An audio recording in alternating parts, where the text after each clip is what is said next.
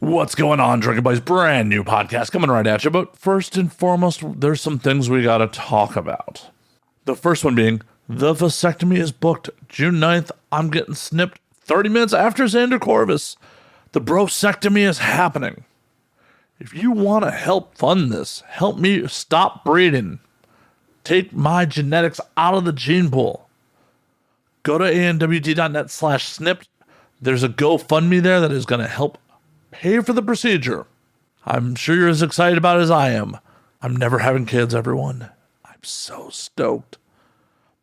I'm going to be doing some vlogs about it too, which, should be up sooner than later. And then we're going to try to get the doctor to let us film the whole thing. Please contribute, because that'll help pay for all the expenses that are going into the shenanigans besides the procedure. And once again, at ANWD.net/snipped for the GoFundMe. We are also brought to you by the Patreon at patreon.com/MattSlayer. The Patreon is home of exclusive content, the entire video catalog uncensored. In addition to that, you get ad-free audio. You don't care for these ad reads? You won't have to deal with them. You can get the video versions a week early and uncensored, in case there has to be some censorship for the old YouTubes. Or you could just support the show for as little as $3 a month. That's less than the cost of a beer a month at patreon.com/MattSlayer. We are also brought to you by my Twitch stream at twitch.tv/MattFandSlayer. If you're listening to this live on Thursday, it's community game night. Come pop in at 7 p.m. PST. We're playing some games in the community. We're doing Goose Goose Duck, so come check that out. But let's get on to the important stuff. The guest, the episode. My guest this week is comedian Gino Riccardi. Gino and I talk a lot about his bartending experience, good, bad liquor, all sorts of odd topics. We just go all over the place in this one. You'll have to hear it to believe it. So sit back, relax, pop a cold one, and enjoy, Drinking Buddies.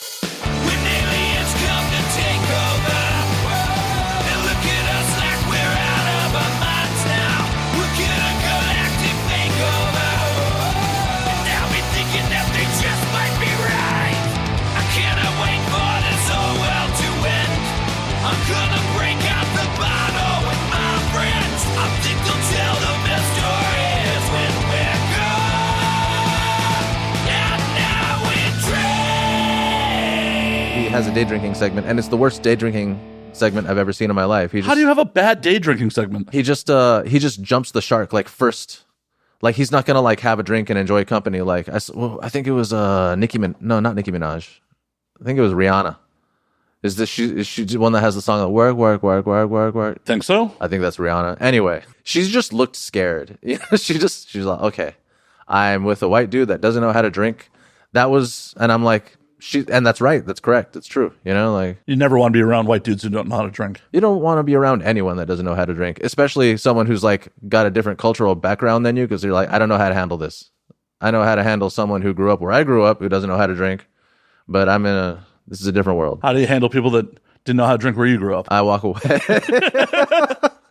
I don't fuck with them, that's generally a good rule of thumb with anybody. Yeah. Because you're in a segment now and you just can't walk away. You're like, all right, how long is this? An hour? 2 hours? Yeah, and if you blow up and you're like, get me out of here, that's on the internet. Yeah. If it's just threw a tantrum, it's just like, nah, I just wasn't my scene. Yeah, I wasn't comfortable anymore. Yeah. Dude was drunk and it was dumb. He's purposefully making the worst drinks you can imagine. You're like, I don't know, maybe build up to that or something, loosen up, have the fun of drinking. That's day drinking, Yeah, don't just start with Malort. Speaking of which, Malort, what is that? You've never had Malort? I don't know what that is. It is very prevalent in Chicago. Yeah. It is a Swedish liqueur that tastes fucking horrible. Swedish? Yeah. That makes sense. It supposedly has notes of grapefruit. It's really more notes of gasoline. Okay, gasoline. It's horrible. When you think of things like lutefisk, is that a Swedish? I believe so. Yeah. Things like that. Malort. It's a fucked up. You know what nobody in the U.S. ever said? Let's go to that awesome Swedish restaurant. Yeah, that's accurate. I don't think I've ever heard of a Swedish restaurant. All I know about Swedish culture is herring. So there was a Swedish style bakery in Chicago that was actually pretty good. Yeah. But that was all you went there for the fucking cinnamon buns. Okay, cinnamon buns. I can see that. Yeah. Hot sweet stuff. Yeah. That shit was good. That shit was amazing. I'm gonna make a conscious effort to not talk shit on things. Oh no, feel free. I just think it's a bad habit to have. overall. I want to try a little bit of yours. Have at. Yeah. Do you have a glass? No. I mean, the one I'm drinking out of? Yeah, I can't see the liquid. It's there. Don't worry. Oh, yeah. That smells like bourbon. I'd hope so. I'd fucking hope so. Do you know anything about the process, why I feel the way I feel about bourbon? I don't know why you feel the way you feel about bourbon, but I know a little bit about the distilling process. Yeah? Why to me does it taste like hot knives? Something in your palate? I don't know. I guess so. I got a bitch-ass palate. It is good, but it does have the after feeling of hot knives. Yeah. Like there's a sweetness to it. It's malty, you know? And then hot knives right after. It's pretty fucking smooth for 94 proof, though. For 94 proof, it's bomb. At $26 a bottle, 94 proof, you can't go wrong with it. It's like salsa for my larynx. Oh. That's some good stuff. I'm glad I brought water. It's okay. We would have provided you with some if you needed it. I'm not here to mock people for their drinking habits. I regularly buy people White Claw to do the show. Really? Yeah. That's very sweet. People talk a lot of shit on White Claw. I don't understand. Gets the job done. Do you hate White Claw? No. I don't see why you would have an opinion on White Claw. The only thing I have opinions on are fucking bottom shelf fucking liquor. Yeah. Yeah, it's gross. Yeah. And why would you do that to yourself? I guess if I see someone drinking shit liquor, but you know what? I'm a comic, and most of the people I know drink shit liquor. And they judge me for giving a shit what I put in my mouth, in my body. Well, and shit liquor has this place if you're fucking making cocktails. Like, if you were making a cocktail that has a lot of fucking ingredients, a lot of overpowering ingredients, yeah, your quality of liquor doesn't matter as much. It doesn't matter anymore. Or as much, at least. Yeah. I mean, you may feel it in the fucking morning if you drank rail all night, but... Yeah, you got 3 things covering it up. Who gives a shit? Right. You're making an apple teeny. There's so much sugar in there. Who gives a shit? Exactly. I mean, that's why classic cocktails are made the way they are, to cover up shit prohibition-era fucking liquor. Exactly. That's what I noticed. I'm like, okay, you beat the fuck out of your body, but you do it in the classiest way. You got cigars. You got good bourbon. Yeah. Oh, yeah. Are you a foodie? I mean, I didn't get fat by not eating. I mean, do you like good food, or you? Oh yeah, I like good food. I mean, potato chip man. I eat shit too, but like I like good food. Yeah. Hell, when I travel internationally, like that's how I judge how much I like a place is what kind of meals I can get while I'm there. Hell yeah. As much as so many people were like, Amsterdam's amazing, the food sucked in Amsterdam. Yeah. Wouldn't necessarily go back. Is it like San Francisco in a foreign language or something like that? No, that stuff's supposed to have a good food scene. A lot of the shit was just bland. Yeah. San Francisco, actually, I had a good food experience, and I stayed in the Tenderloin, and I didn't even know what the Tenderloin was, so now I know. Do you know what the Tenderloin is? Oh, yeah. No, I stayed, one of the trips up to SF, I stayed at a Super 8 in the Tenderloin. Yeah. And the room was so fucking small that, like, the was door it $200 a night? Yeah, it was like $200 a night, yeah. And the door hit the fucking bed when I stepped in. But there was some gastropub down the block that was fucking amazing. Yeah, we stayed in like even the hostels were like $125 a night, and so we stayed at this. It looked like a rustic hotel, but I think it's where the hookers were going. And it was like me and a college group, and yes, one of our group just kept on getting assaulted by homeless people. She just had that bitch look on her face that people just kept on fucking with her, you know. And she was kind of a bitch. I mean, in the homeless people's defense or whatever, but like. Like everyone they didn't know, like they didn't have patience, they didn't know how to look for food, and they just went to some place with a long line. And I by myself I'm like, that place says brasserie on it, I'm gonna go there. And for the price, everything here is gonna be expensive. I'm gonna try that. And for under $20, I felt like I fucking ate like a king. Some shit I never had before. I found out with what meringuez sausage is. Ooh. It's fucking lamb sausage. It's amazing with the fucking cumin tomato sauce. I didn't even know you could do that. I didn't know that was legal. But I went back and I get this euphoria after I eat. I'm a secret fat ass, you know, but that's why I work out, so I can afford to eat all the shit that I do. I mean, you don't have to work out. You can just get fat. You can just get fat. When you're 5'7" or under and you get fat, you become an Oompaloompa. I think I'm pretty sure Oompaloompa was an epithet regarding Italian-looking short people who were fat. And that's how the author of Charlie and the Chocolate Factory came up with that. Oompa Loompa. I don't know. Actually, it sounds a little bit like Goomba, doesn't it? Oompa Loompa. A little bit, but I actually, if we're going with the real, I believe in the original book they're fucking pygmies. They're pygmies? Yeah. I guess they were trying to, yeah. I guess that makes sense. When they were fucking, also, you gotta look when the book was fucking written. Yeah. No, pygmies makes perfect sense. I forgot up until right this moment that they existed. Are they still around? Are the pygmies still around? Yeah, actually they are. There's a retired MMA fighter whose whole thing is getting water for the pygmies. He does something called Fight for the Forgotten, and it's all about like raising money to build wells for the pygmies. They're Australian, right? No, that's sub-Saharan Africa. Sub-Saharan Africa. Yep. Are you bringing it up right now? I am. Yeah. That's production value right there. I'm sadly my own Jamie. Hey, man, we work with what we got. Exactly. So we were talking about inaccurate bits in comedy. I'm a comedian. I don't know. Also, I have a book to plug. Awesome. Redfish, Bluefish, F-Fish, U-Fish. I brought it with me so I can hold it up to the camera at some point, but maybe toward the end or something. Yeah, we'll do that. Yeah. Gotta get the plug. Gotta get it, man. Gotta get the plug in. I mean, that's the point we're doing promotion, right? That might as well, dude. Right now, I'm just trying to make my name Googleable. That's my before everything I do and say in life just gets me fired from life. You know. I'm just hoping that has been a topic of conversation quite a bit on the show recently. It's just like, well, I hope in 10 years my shit is blown up enough where people bother to go back and be like, what did this ignorant motherfucker say 10 years ago? Where they probably. I mean, you think in your head that like it takes a small team of people to do it, but they probably just program a bot to do it, right? Probably. Just go through all your content and like look for buzzwords and like, okay, we found all of the times Joe Rogan said the N-word. That still is really time consuming, even with a bot. Even with a bot. But I mean, you can just turn on the bot and it'll do that or whatever. But you still have to have the resources. I mean, it takes money, right? I guess. I mean, the way you could do it probably relatively easily is take every episode, throw it into some sort of transcription, get all the transcripts, and then like search for specific words you're looking for. Yeah. But that's still like 1,800 episodes that you had to go through. It's so much. And each episode is 4 fucking hours. The dude talks forever. But that's the thing. If you're going through transcripts and just looking for keywords, that it's not like you're actually sitting there watching the 4-hour episode. Yeah, you can just, I guess so, man. So you'd have like, because I've recently realized that like, oh, hey, I transcribe my own episodes now. It's something that we've recently been doing.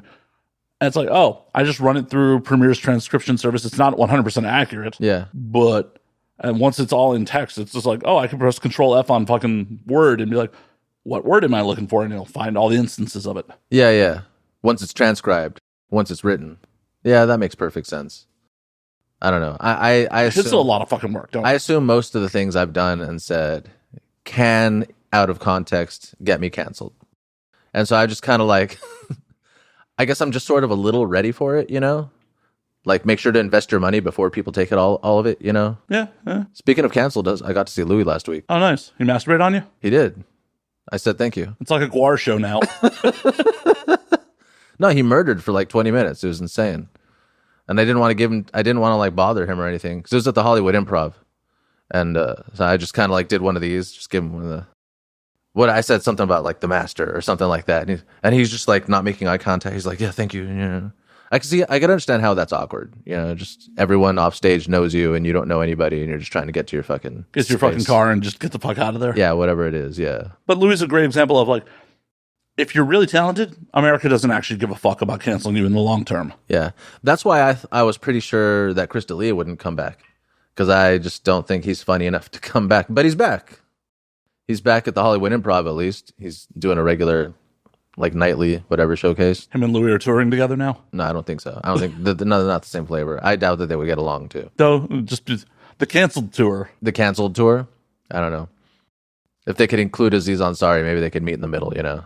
See, Aziz had a bad date. Like a bad date. It was a bad date. That was a bad date. At no point she was just like, yeah, he went down on me. Like, she didn't say it wasn't consensual. She just said it was bad. She actually went down on him first. Yeah. And then she decided she didn't want to continue to go down on him. And that puts you in a weird headspace if that's ever happened to you. I've done that to women, and it's gotten really violent. You will finish what you started. And I'm just like, I'm like, nah, I was just kind of wanted to visit, and I kind of got things to do, honestly. But just trying to make you feel good for a second. I didn't think there was something to finish here. It got real ugly real fast. She tell you to get the fuck out? Oh, they fucking... It's just an emotional... like, not get the fuck out. It's more like... this is what I do. Okay. So, I never get along with straight women. That's like a thing. And I think that pretty much anyone who, like, the status quo has really worked for them, like, I really don't get along with those people, generally speaking, you know?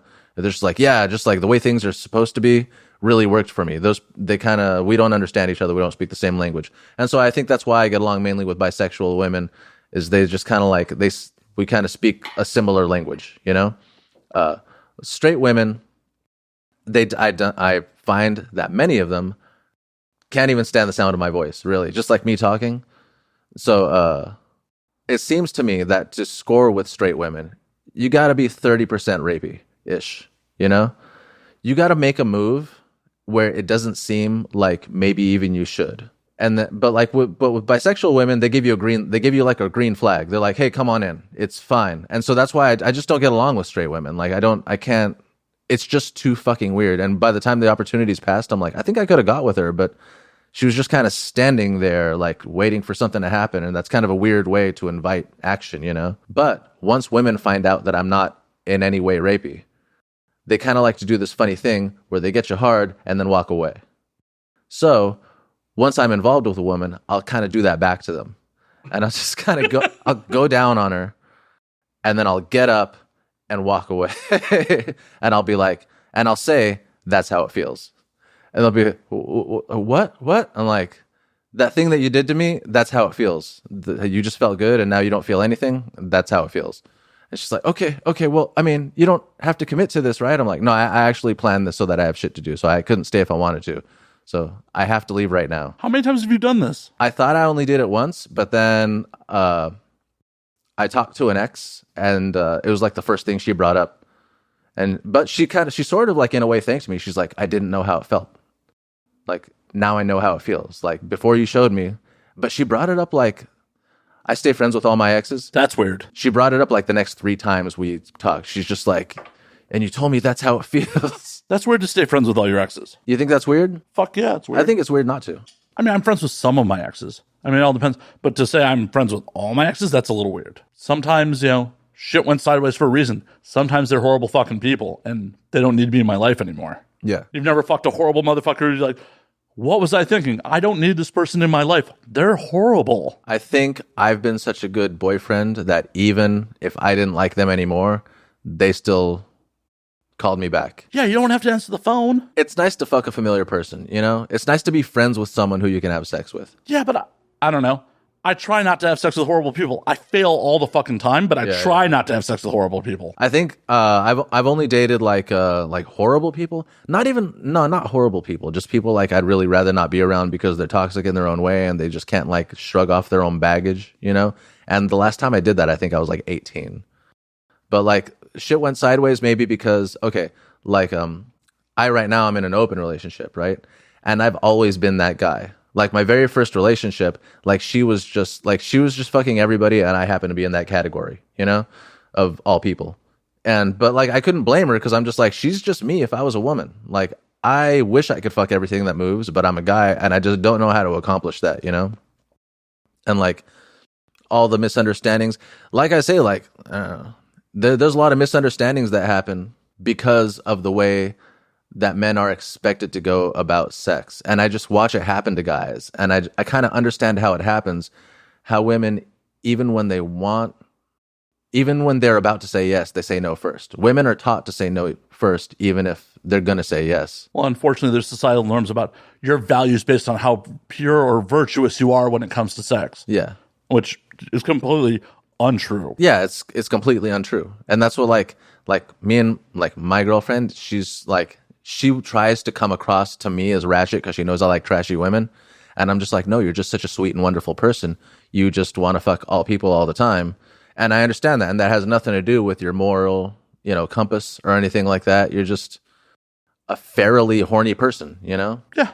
And there's zero wrong with that. Yeah. As long as everyone who's involved knows what's up and nobody's getting hurt over it, nothing wrong with that. So when it all came out that this girl had been cheating on me, and she told me, she confessed to me because like she was just really had a fucked up upbringing, you know, her mom gave her crack when she was a kid, you know, like really just as fucked up as you can imagine a person's upbringing, except she was just stunningly beautiful physically, you know, and she's also just a super fun person to hang out with. So we were friends.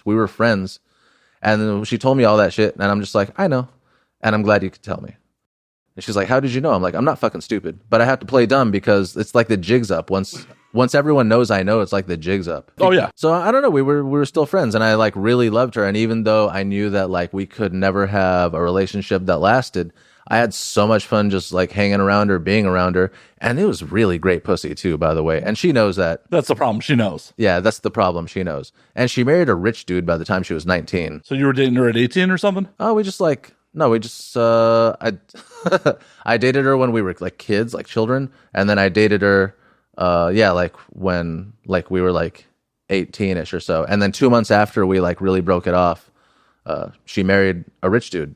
Like just a dude with like a lot of money. You fuck her again while she's married? I'm not going to talk about that. That's a yes.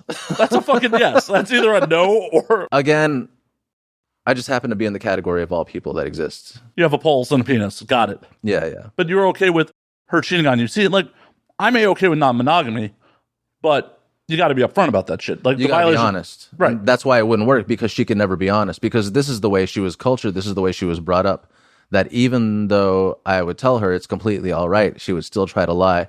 And she still, when she saw me with other women, she would go just insane with fucking jealousy. And I'm just like, well, this thing, first of all, you fuck a lot more guys than I fuck women, because you can, first of all. And, I mean, it just goes both ways, you know? Yeah, that's how an open relationship works. Yeah. Well, it was just us fucking around. You know, it wasn't really, we didn't even really necessarily characterize it as a relationship, except all relationships are relationships, you know? Yeah, but putting a label on things fucking matters. I'm not going to get upset or even call it cheating if the person I'm fucking on the regular is fucking somebody else. Yeah. That's what we were. We were people who were fucking each other on the regular. And so, you know. Then she's not even cheating on you. She's just fucking other people. Yeah, and she would just get, no, this is as things progress, you know, as the relationship is, you're like, okay, I'm breaking up with you. I still love you. We're broken up. And then, like, actually the relationship right after that, I, like, legitimately tried to do an open relationship. And it's really like an exercise in, like, breaking your programming, right? Because we both just, like, would get jealous and shit. But I wouldn't get as jealous of her because she mainly liked to fuck women. She was basically a gay woman who was dating me, you know? And then she kind of found out that I fucked somebody, and it was a downward spiral from there. She just kind of couldn't forgive me. That sucks, especially if you two agree to an open relationship. Yeah. But we were like good friends, and we like loved each other. And I think, we just kind of like fell out of touch because of that love, but we still held each other in high regard. And also, I think maybe she couldn't trust herself not to cheat on her boyfriend as long as she knew me, something like that, which also makes perfect sense, you know. And I'm really just lucky to. After that, really, like, I'm not one of those people that ever tried to pretend I was going to marry just whoever I was like casually fucking or whatever, you know.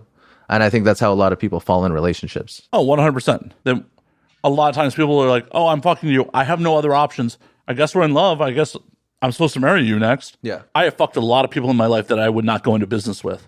Therefore, I shouldn't marry them. That's a great way to think about it, because me and my fiance are pretty much like business partners. And that's been the substance of all of our worst arguments. It's been like business decisions where like I've already like failed at a bunch of businesses, you know, like I just grew up entrepreneurial, and I was a drug dealer. I learned a lot, you know, being a drug dealer when I was a kid.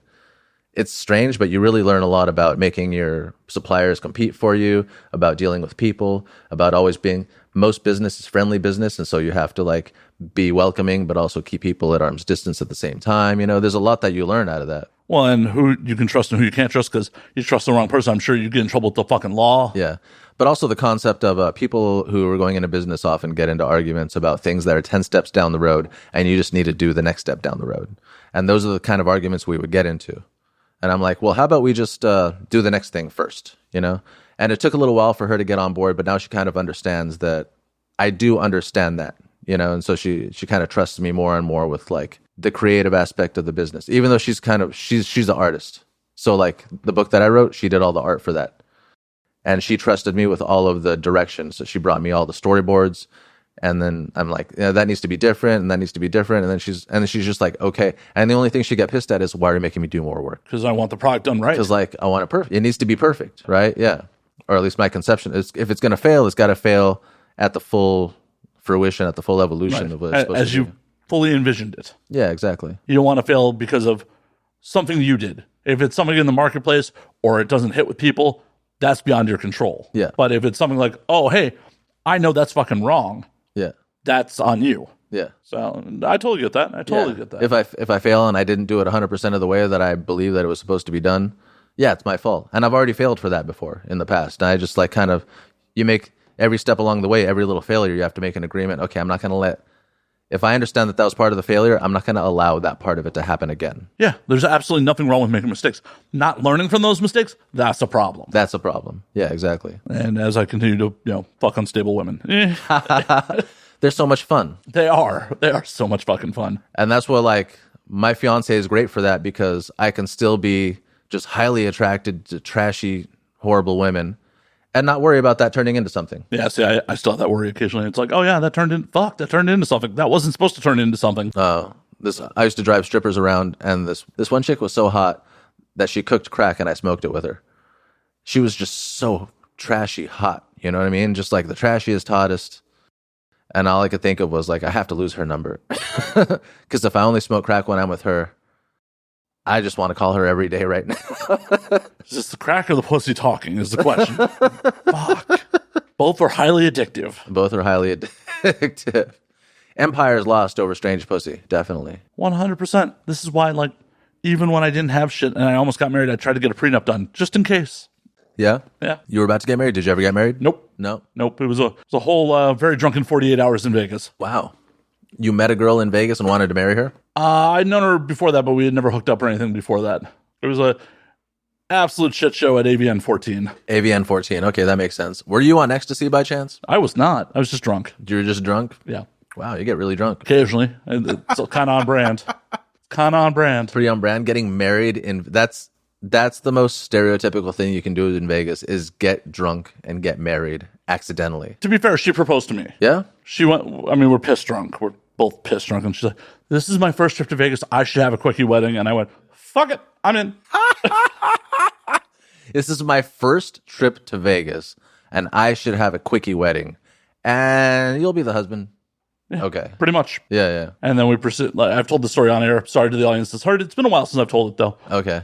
And then we proceed to lose all our friends as we were just making out and going at it in the casino after her proposal to me. That's fun, though. Yeah, it was a lot of fun. And at least you didn't get married, and I assume you got laid. Oh, yeah. Yeah. We had some very drunken sex, and I woke up the next morning with her wearing a Pokemon onesie with no crotch. Oh, that's so amazing.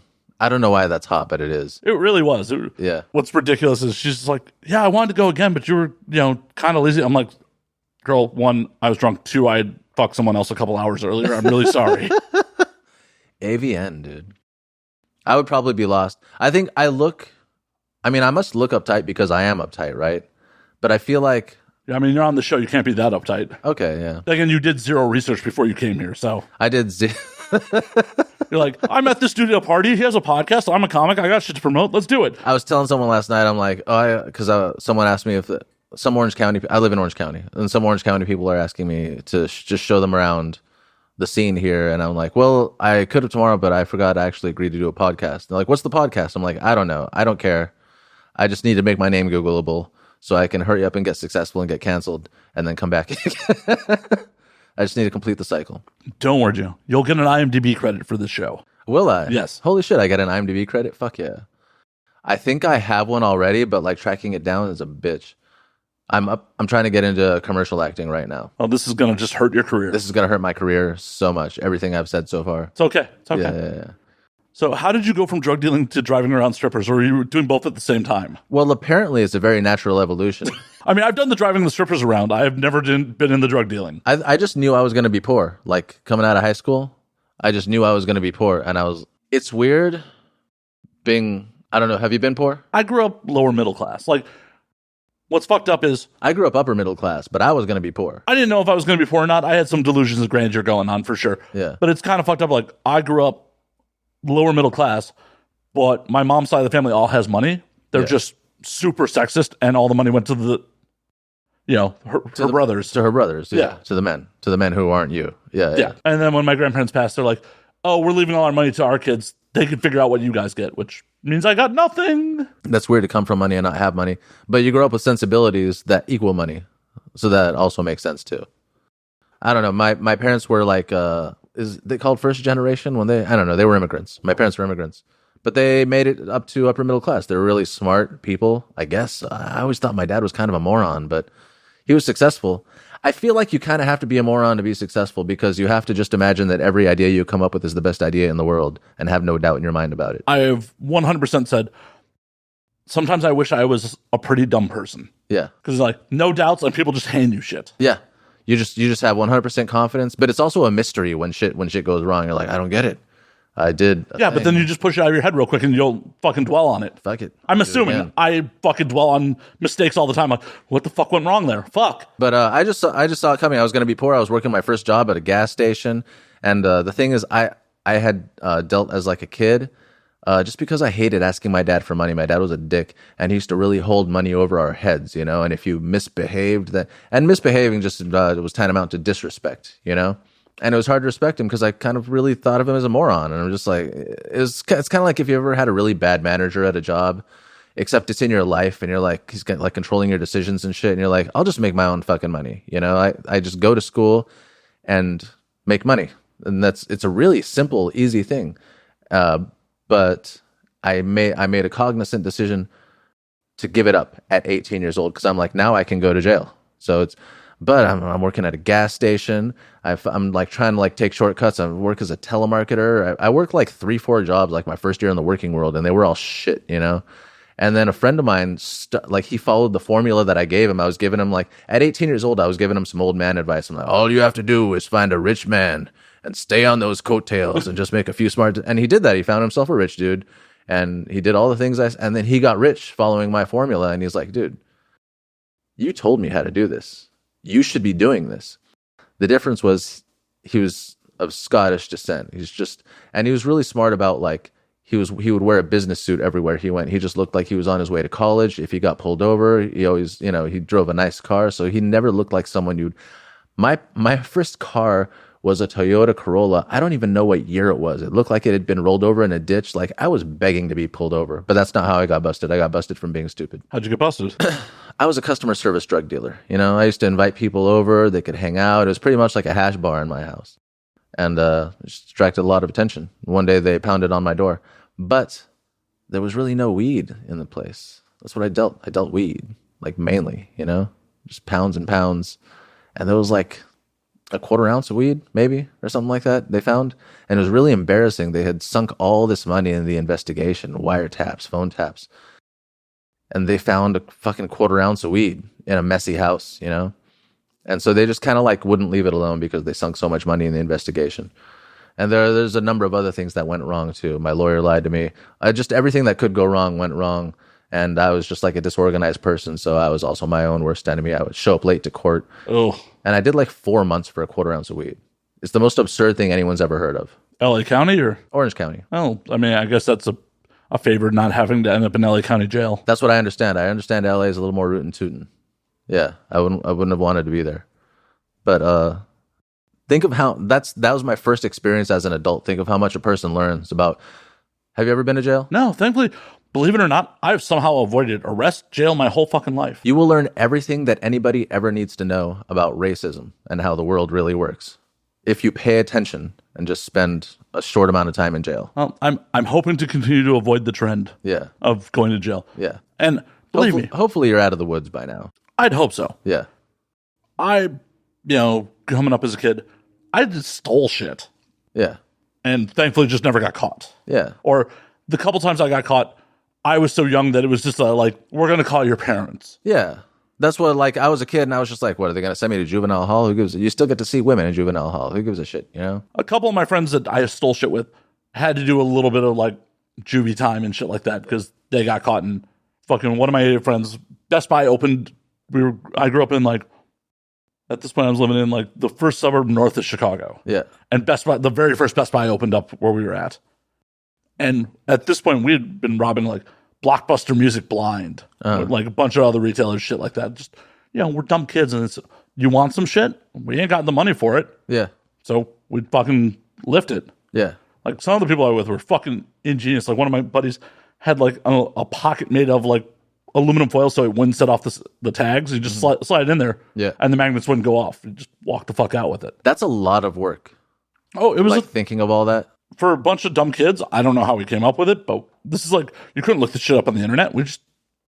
And the thing was, that is such a ballsy trial and error situation because you're like, I'm going to try this shit. And if it doesn't work, I'm setting off a fucking alarm here. All the women I dated as a kid went to jail for some reason or another. Those are what kinds of women I surrounded myself with. And it was kind of on purpose because I dated one nice girl and she was like really Catholic, you know, she was an Asian Catholic girl.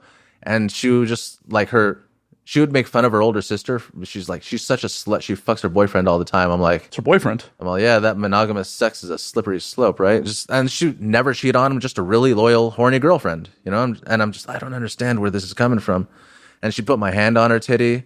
And I had this conflicting information in my mind of like, you believe sex is gross. I have my hand on a perfectly good titty. I have no idea what I'm supposed to do with this information. So did you date all these women that like went to jail and all that shit because that's what you felt you deserved? Or just because you couldn't relate to someone who had their shit together? No, just when you're young, you like who likes you, you know, before you learn how to choose. And I feel like I'm really fortunate that I learned how to choose my friends and my partners and stuff like that. And if they were cute enough, for someone who I didn't find it easy getting laid. I guess I had high standards aesthetically for women. But like, one of the girls who went to jail who I dated, she turned out to be a horrible slut. She was fucking everybody except for me. Because I was respectful. Because I wouldn't... It's that thing that I was talking about. Like, these guys would just kind of like push themselves on her. And she's like, sounds good, you know? And she was just fucking everybody except for me. And she would, whenever like she would kind of refer to him, she's like, that guy's such an asshole and that guy's such an asshole. And I'm just like, I don't know, but you're going to a party with him next week, right? And it's like, I just can't take these nice girls because they're not nice. They're outwardly presenting nice. You know, it's like a gay dude who's straight presenting, you know? I guess that's the only way I could compare it. It's just like, okay, well, that's what you think that is, but it's a whole different thing altogether, you know? No, it makes sense. It definitely makes sense. So I'm just like, I'll only date girls who look like what they are and tell me what they are. And actually, I developed this whole thing of just the first date interview. Tell me all the worst things you've ever done to a guy. And I would make them feel like they were bragging. I'm like, now I know all the kinds of crazy you are. Before we ever get started, I know what you like to do. I know if you've cheated, how you like to cheat. What kind of mind games you like to play with a dude, how you feel righteous in a relationship, how you feel like you won the breakup, all those fucked up things I already know on the first date.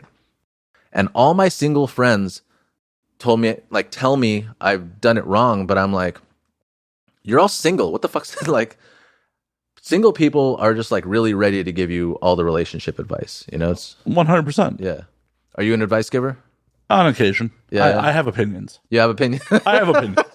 I have opinions. I do. Yeah. I'm not saying you should follow them. Yeah. I've definitely lived my life to not the normal, the quote normal like standards. I'm in my 40s, never married, no kids. Yeah. Single, happy about it. Uh-huh. Yeah, I got opinions, like just like the thing with like, the girlfriend cheating on you. Like, yeah, if you were my friend, like, my girl's cheating on me, I'd be like, break up with her. But during a 15/16-year-old mentality, who's gonna fuck me if she ain't fucking me? Also, she was a lot of fun to hang out with, because I've like met other women who like it looked like I could fuck them, and they was just excruciating to be around, and I just can't fake it long enough. Like, okay, there's a girl at my work who's just beautiful, but she's also like a really cool person to talk to. And I just don't have what it takes to get in someone's head like that if it's not just like super casual. And there's a guy who came in like the first day, he's like, I'm going to fuck her, And I saw all the work that he put in on that. And he's calling her every single day. And, like she's crying to him on the phone. I don't have this time to. And then finally he comes to work and he's like, so I'm fucking her now. I'm like, well, and I told him exactly like this. I'm like, I didn't ask you. But that's because that's kind of weird, and I like her. I respect her as a person. That's just kind of a weird thing. Well, and also, if you put in this much work, are you in a relationship with her, or did you just like play a long con to get in her pants? Like, it sounds to me like he's a fucking sociopath. Yeah, that's fucked up. And douches are fun is the problem. And you see it happen all the time. Like the douche gets laid. Yeah, he does, and well, that's on her. That's on her. She's got to learn how to recognize that and tell herself whether or not she likes that. Yeah, if she's into fuckboys, that's cool. I love douchey chicks, man.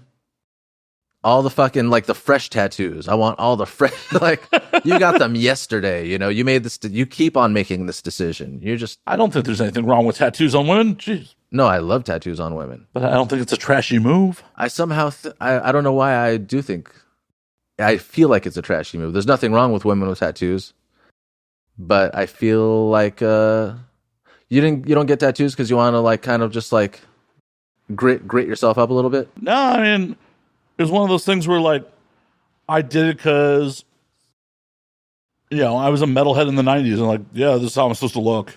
Yeah, you're gritty, trashy, a little bit, metal. A little bit. I don't think tattoos on women are trashy. It's their body, their canvas. Yeah. I don't think it's bad, but it's like you said, like, metal is a gritty, like, it's not like... It's a gritty aesthetic, yeah. It's a gritty aesthetic, right? Yeah. And they're going for this grittiness, and I'm on board with it. Be gritty. Is gritty better than trashy? Well, it's intent. Yeah. There are trashy tattoos. 100% there are trashy fucking tattoos. You're talking about the stupid tattoos. I mean, stupid tattoos are just like... Tattoos are like, why? Yeah. But at the end of the day, it's their canvas, so let them do what the fuck they want. I guess half of it is that I was cultured to feel that way, but the other half of it is on a woman who's kept herself really well, right? A tattoo kind of, like, advertises the skin. It's like racing stripes on a car or something like that, you know? Like, especially on certain parts of the body, the shoulder, the thigh, the outer thigh, just anywhere there where there's, like, a little bit of roundness or some curve. It's just really, like, you know what? I have the exact same physical response when I see that as when, like, good food pops up. And I do the exact same thing. Ooh. And, like, I always want to advertise to the women around me that I am trashy. So I'll do it out loud. Like, ooh. They're like, you like that, Gino? I'm like, oh, I'm so on board. So on board with that. For me, I'm on board with, you know, I wouldn't necessarily call them trashy women, but seasoned women. Seasoned, okay. I've always been into cougars. When I was 17, I was trying to fuck a cougar. Like, how old of a cougar? I think she was 35. She had a kid. How old was the kid? Your age? The kid was pretty young. The kid was like maybe 4. Because I don't remember seeing the kid too much, except that I knew to recognize her house by the toys in the front yard.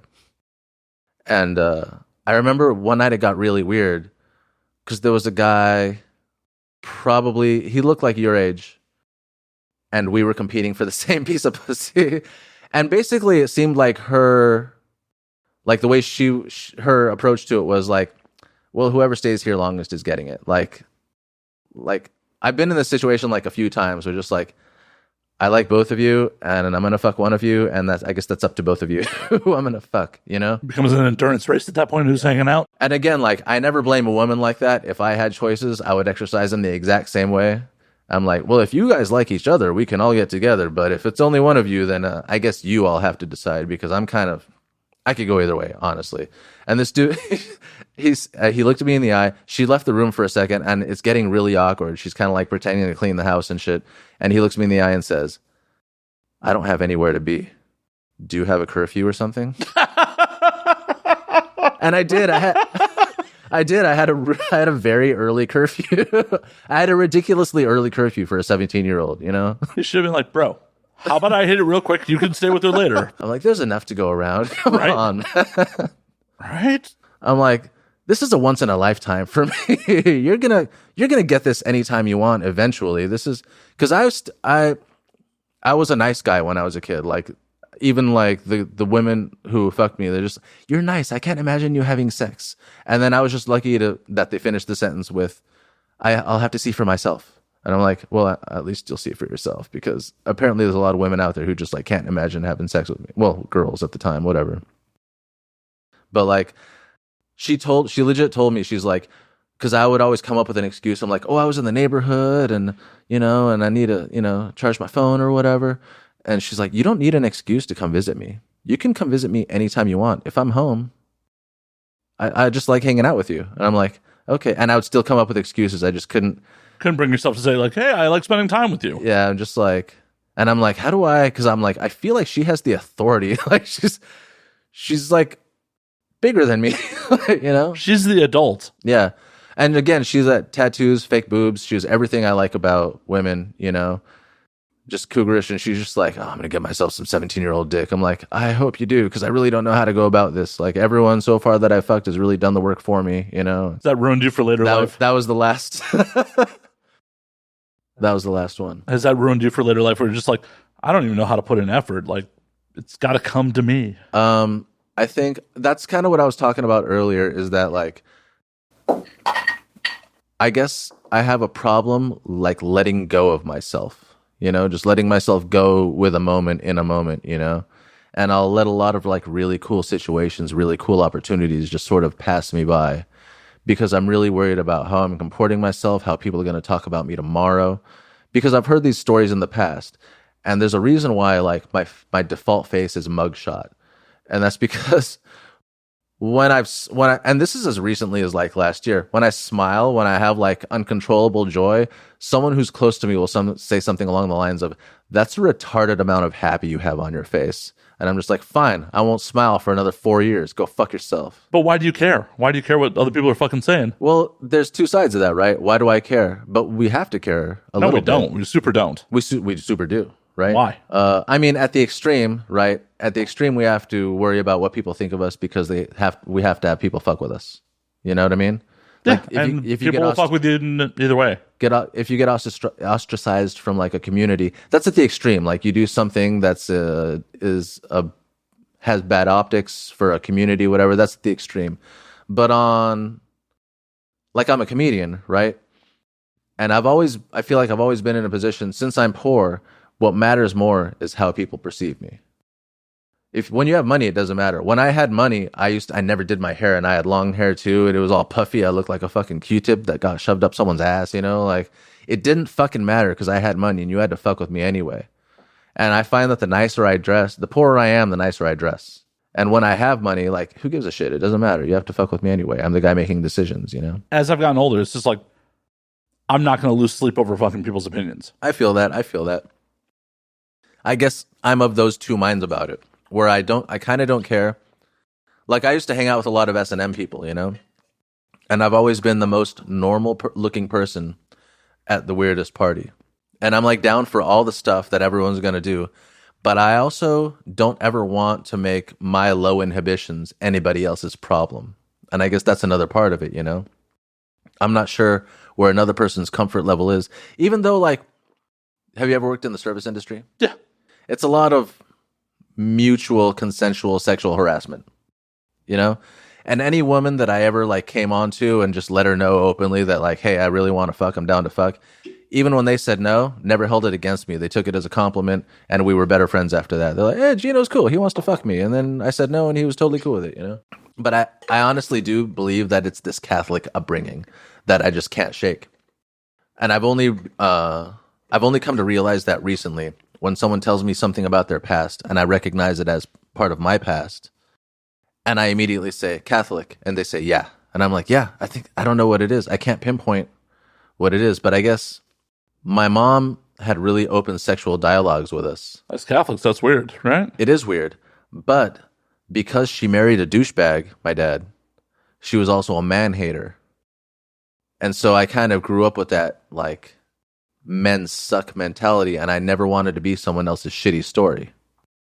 And it's like I said it really right at the top, I've seen misunderstandings happen constantly because of the way people are expected to go about things. And so I just need to have, like, all the green lights, you know? And I do this weird thing, like, when I'm about to engage a girl, most of the time, I'll straight up ask. I'll be like, can I kiss you? And, like, more than half the time, they'll be like, why are you asking? I'm like, because I don't know. But that's the thing. That's how it's supposed to be. And I've talked about this on air. I was like, it's a weird time to be a dude, because it's like, no, you're supposed to ask. You're supposed to ask every fucking step of the way. But I know lots of women who are turned off by that shit too. Super turned off. Yeah. And, like, I've had successful relationships with women. And this is before, like, Me Too and that shit. I'm not influenced by that. It's a stupid thing to fucking say, and it's the most hipster thing a person can say. But I've been woke, you know? Nobody ever had to explain this shit to me. I've been this way, you know? And just going way, way back, I'd just be like, can I kiss you? And I'd be like, why? And, like, because I'd rather have the awkwardness of you saying no than the awkwardness of whatever happens tomorrow that isn't talked about, or whatever the weird shit in the air that I see other people deal with all the time, you know? Oh, it definitely fucking happens. Yeah. I've definitely been in situations where it's like, oh, it was green lights all the way. It was still real awkward in the morning. Yeah. Yeah. Yeah. I definitely had a one night stand, like a hookup at one point. Like, I probably should have left during the night. Really? And Yeah. the morning was super fucking awkward. And it was just kind of like, oh, you're still here? Fuck. I've straight up been told by women, you have to leave by sunrise. I would love that. Yeah. I would love that. Like, set expectations. I'm okay with it. Like, you're still down to get down? Let's get down. Yeah. If I got to be gone by sunrise, cool. If you got to be gone by sunrise, cool. Don't, like, leave it opaque and just be like, oh, yeah, we're having sex. Okay, well, do I leave you and is that weird? Or do I stick around and is that weird? Like, I got to make a judgment call, and I made the judgment call to stay, and that was weird. Zero communication. You're trying to read a vibe, and the vibe is just, it's not going to be right. It's not going to be, because there's zero communication. You need to communicate. And communication is the biggest contraceptive. Like, getting to know people is a huge contraceptive, you know? I've been told that by many women in my life. Like, oh, I was down until I got to know you. No, I'm kidding. Yeah. I'm kidding. There was a St. Patty's Day, and this is how hard it is for me to lose myself in a moment. There was St. Patty's Day a couple of years ago, and a guest at my bar just had nothing to do, and he's like, I'll pay for all our drinks if you come with me downtown. I'm like, okay. And he was just a huge douchebag. I didn't really know him well. But I lost him, and I just ended up making out with some chick, and I really didn't remember how I met her or anything. And I had to, like, back away for a second, and I'm just like, hey, is this cool? She's like, yeah. I'm like, because all I know is neither of us have talked for 10 minutes. I just had to make sure that, like, I wasn't inflicting myself on you, you know? I don't know. It's just weird like that, yeah. It's important. Yeah, yeah. How it should be.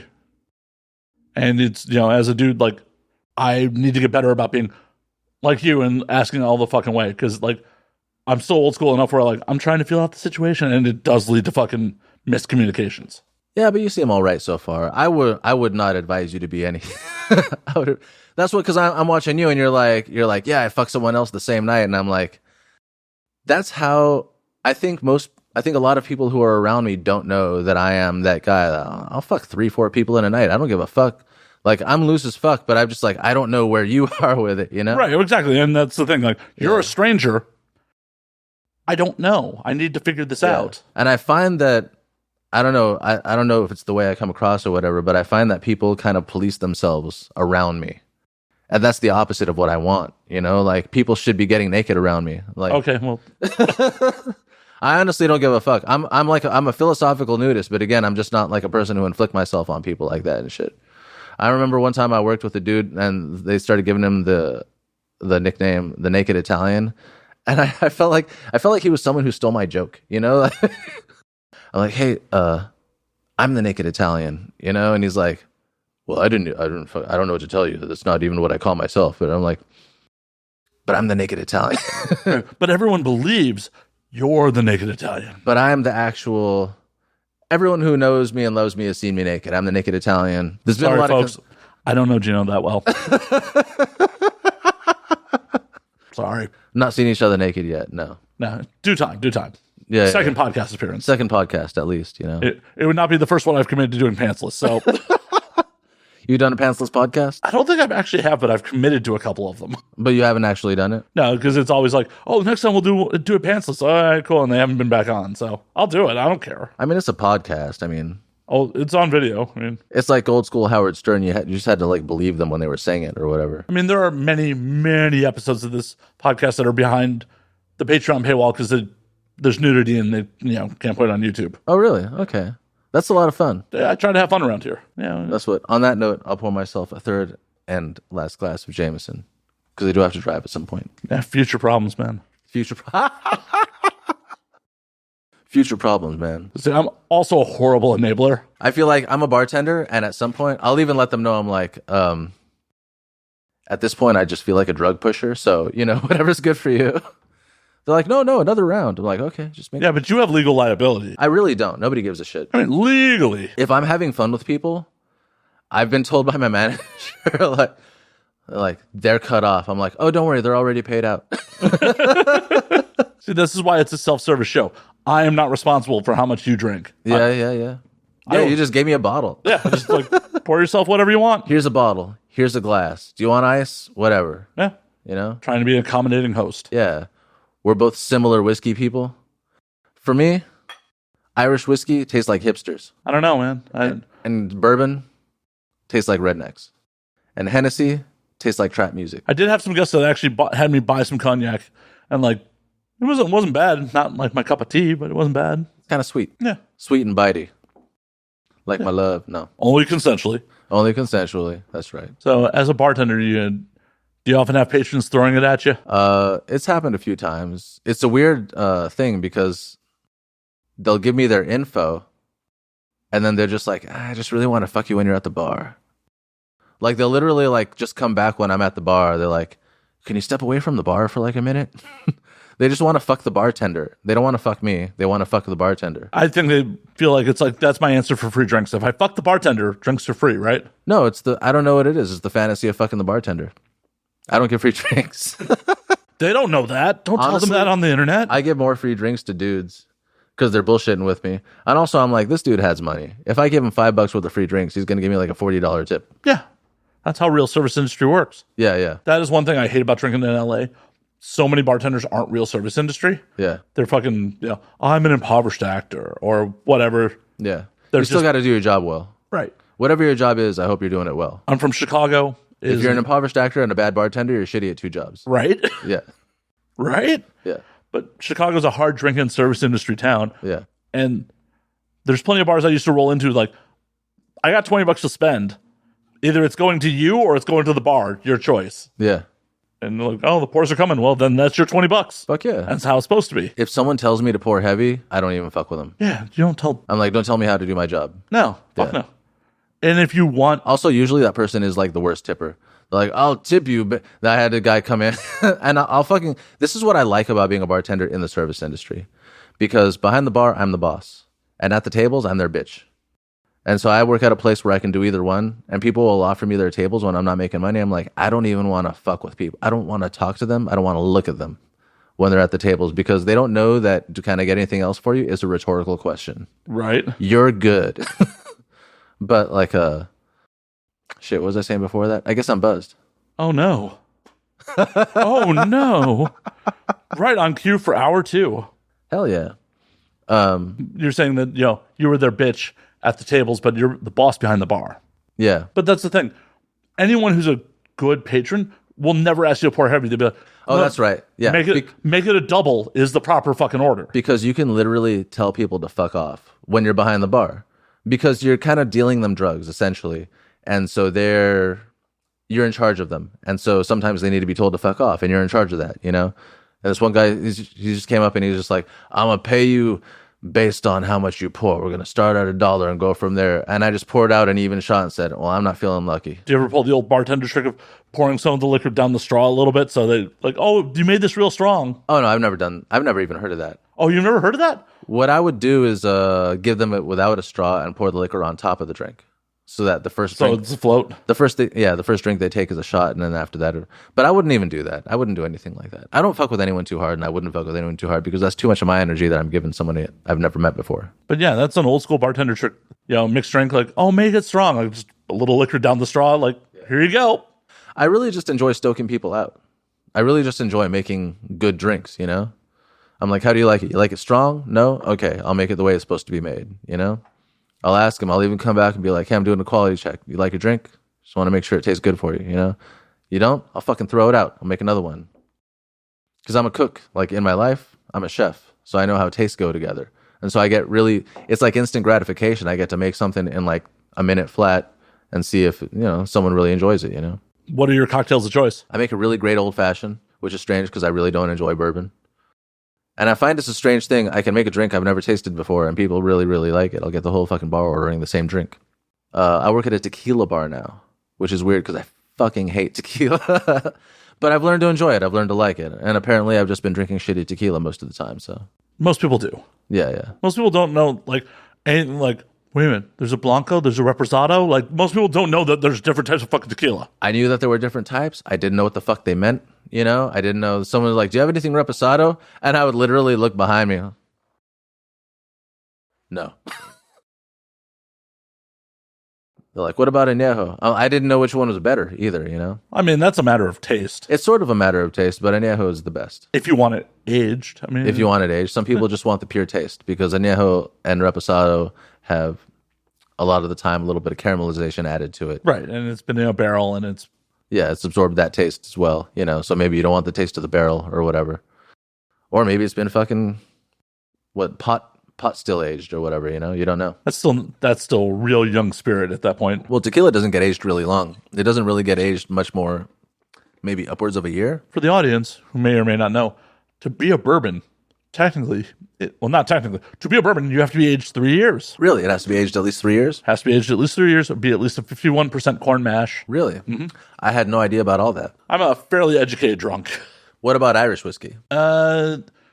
Irish whiskey, I believe, like the rules on it are involved with the water that they use, but not much else. So they don't have to age it? It doesn't have to be in a specific kind of barrel? Oh yeah, it's charred oak for bourbon. 3 years in a charred oak. Charred oak. Well, I guess there aren't really because Jameson's kept in a copper still. So, I mean, it doesn't need to be in an oak cask or anything like that. I've drank the cask mates, and I really just like the regular Jameson better. I like the Slain. I can taste the oakiness of it. Anyway, I'm just getting to know all of that stuff. Really, for me, originally, it was just being able to bullshit with people. I am a host of a party. Everyone is coming to my party, and I'm an excellent host. It's in my genetics. Like, my parents weren't even drinkers, and they used to throw the best parties. Like, epic fucking parties. And so that's kind of what I get to do for a living. And people tip me according to how good a party I just threw. It's pretty awesome. Except for occasionally having to deal with shit drunks, I'm sure it's amazing. I barely ever have to deal with that. Like once in a long while. And then when it's once in a long while, it's like, it's entertaining, you know? I work at a high volume bar, but like I'm a bar back there because I'm just sort of like waiting for someone to die off so I can take that spot. A really good bartending job is hard to find. And you literally have to wait someone to just like choose a different profession or something like that, or maybe literally die. There's like an old dude at my bar and I'm like, he seems pretty with it. I don't know. You know? I mean, is there some stairs you could push him down? I don't know. I actually lived with an old guy once upon a time, and he used to smoke indoors, and we lived in a senior community. So he was the reason why we had $400 a month rent. And all of my friends just kindly suggested that I maybe push him down some stairs. Like, no, $400 a month rent. I'll put up with a lot of shit for that. Yeah. But they're just like, how old is he? Does he have family? Like, all the nicest people you would ever meet. They're just like, I mean, honestly, like, how much are you taking away from this guy? I'm like, I'm not going to murder a dude. They're like, okay, well, you know, I put it out there for you. But if he dies of natural causes. I've never fantasized so much about actually killing a person as like living with that dude. I thought of like maybe pepper spraying, just like putting some pepper spray in the place. And like my girlfriend's like, honestly, what if he actually dies? You're going to have that on your conscience. I'm like, I don't want to kill a dude. He's had a long life though. He had a long life and he actually did die. I have a strange karma in my life where things happen to me in twos. We lived with two old ass people in a row in their mid 80s, and both of them died a year after living with us. Wow, that's a coincidence. No, things happen to me in twos. It's really strange. Like you murdered two people. I murdered two people. I fed them glass. It's a long, like straight up, like ground it up, put it in their pasta. Yeah. It's real fine. It cuts them from the inside. It's fine. Yeah.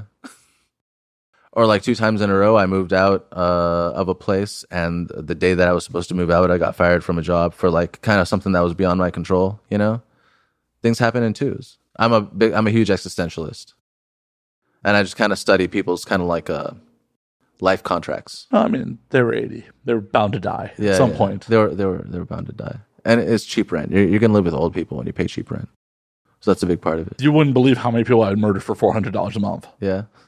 In Ecuador, apparently, you can get someone murdered for like $100. Yeah, but I'm talking about $400 a month rent, not just $400 to have someone murdered. For $400 a month rent. Yeah. And pile of bodies. Have the run of a whole ass living space and your own bathroom, and pile of bodies. Pile. I'm pretty sure most people would, especially in this economic climate. Oh, and especially in LA. Come on. Yeah. Oh, in LA, it's ridiculous. LA is becoming like New York now. Though apparently Miami's gotten worse than LA or San Francisco. Really? Yeah. Miami?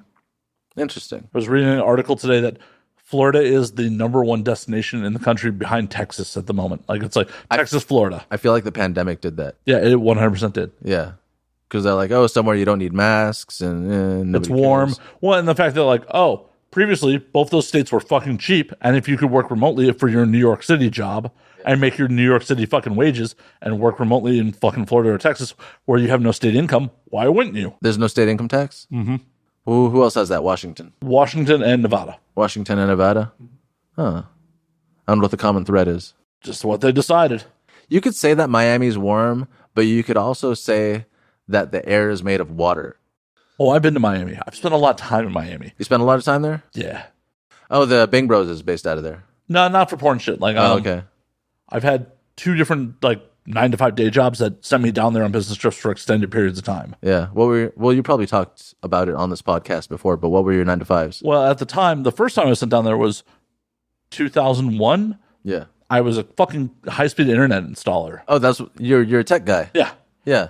That's why you're so good at producing. That's why I didn't end up in real crime. Yeah. Because while I was in high school, I fucking had tech jobs. Yeah. I'm like, oh, I got the world by the balls. I work in computers. I went to this stupid fucking high school that kind of refused to educate. They outrightly refused to educate people. And I wanted nothing more. I'm so jealous of Louis C.K. talks about this editing class that he took when he was in 7th grade that just changed his whole fucking life. And I was looking for just an editing class program, and they had it at all the high schools in the district except my high school. And I just went to the stupidest. It was built underneath power lines when they already knew what power lines did to people and shit. It was just a stupid fucking high school. I was so resentful, and just and then finally we got one photo teacher that gave a shit about the program, but all the skaters took it over and made skater videos, and I just kind of didn't get along with I grew up in Huntington Beach. I just didn't get along with skaters and surfers.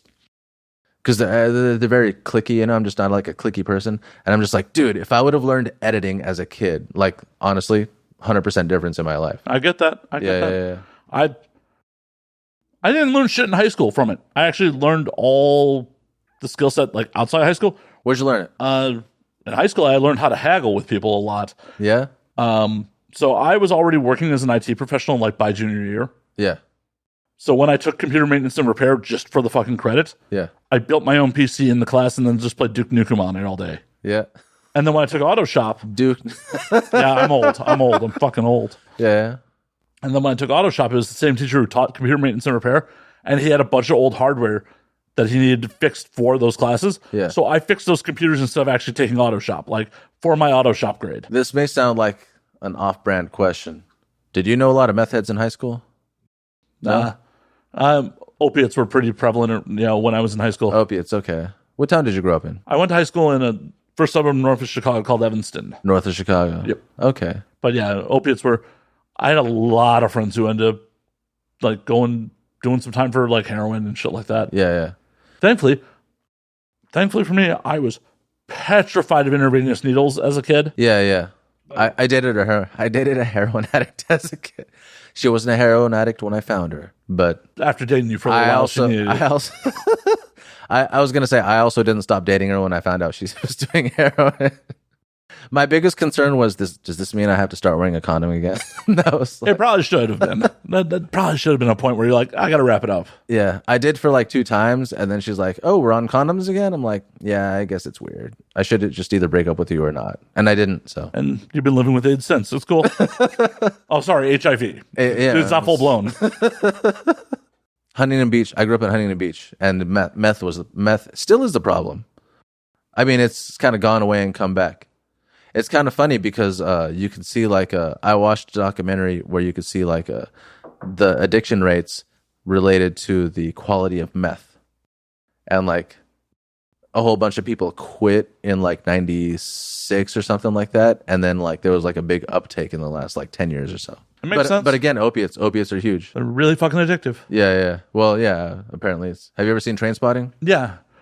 I saw Trainspotting as a kid and could not sit through a lot of that movie because I had such problems with intravenous needles at that point. Oh, really? Yeah. The scene in Pulp Fiction where John Travolta shoots up. It was just hard for me because of the accents. I had to fucking turn on the subtitles. Same thing with Snatch. We were watching 15 minutes. We're like, okay, I can tell that I enjoy this movie.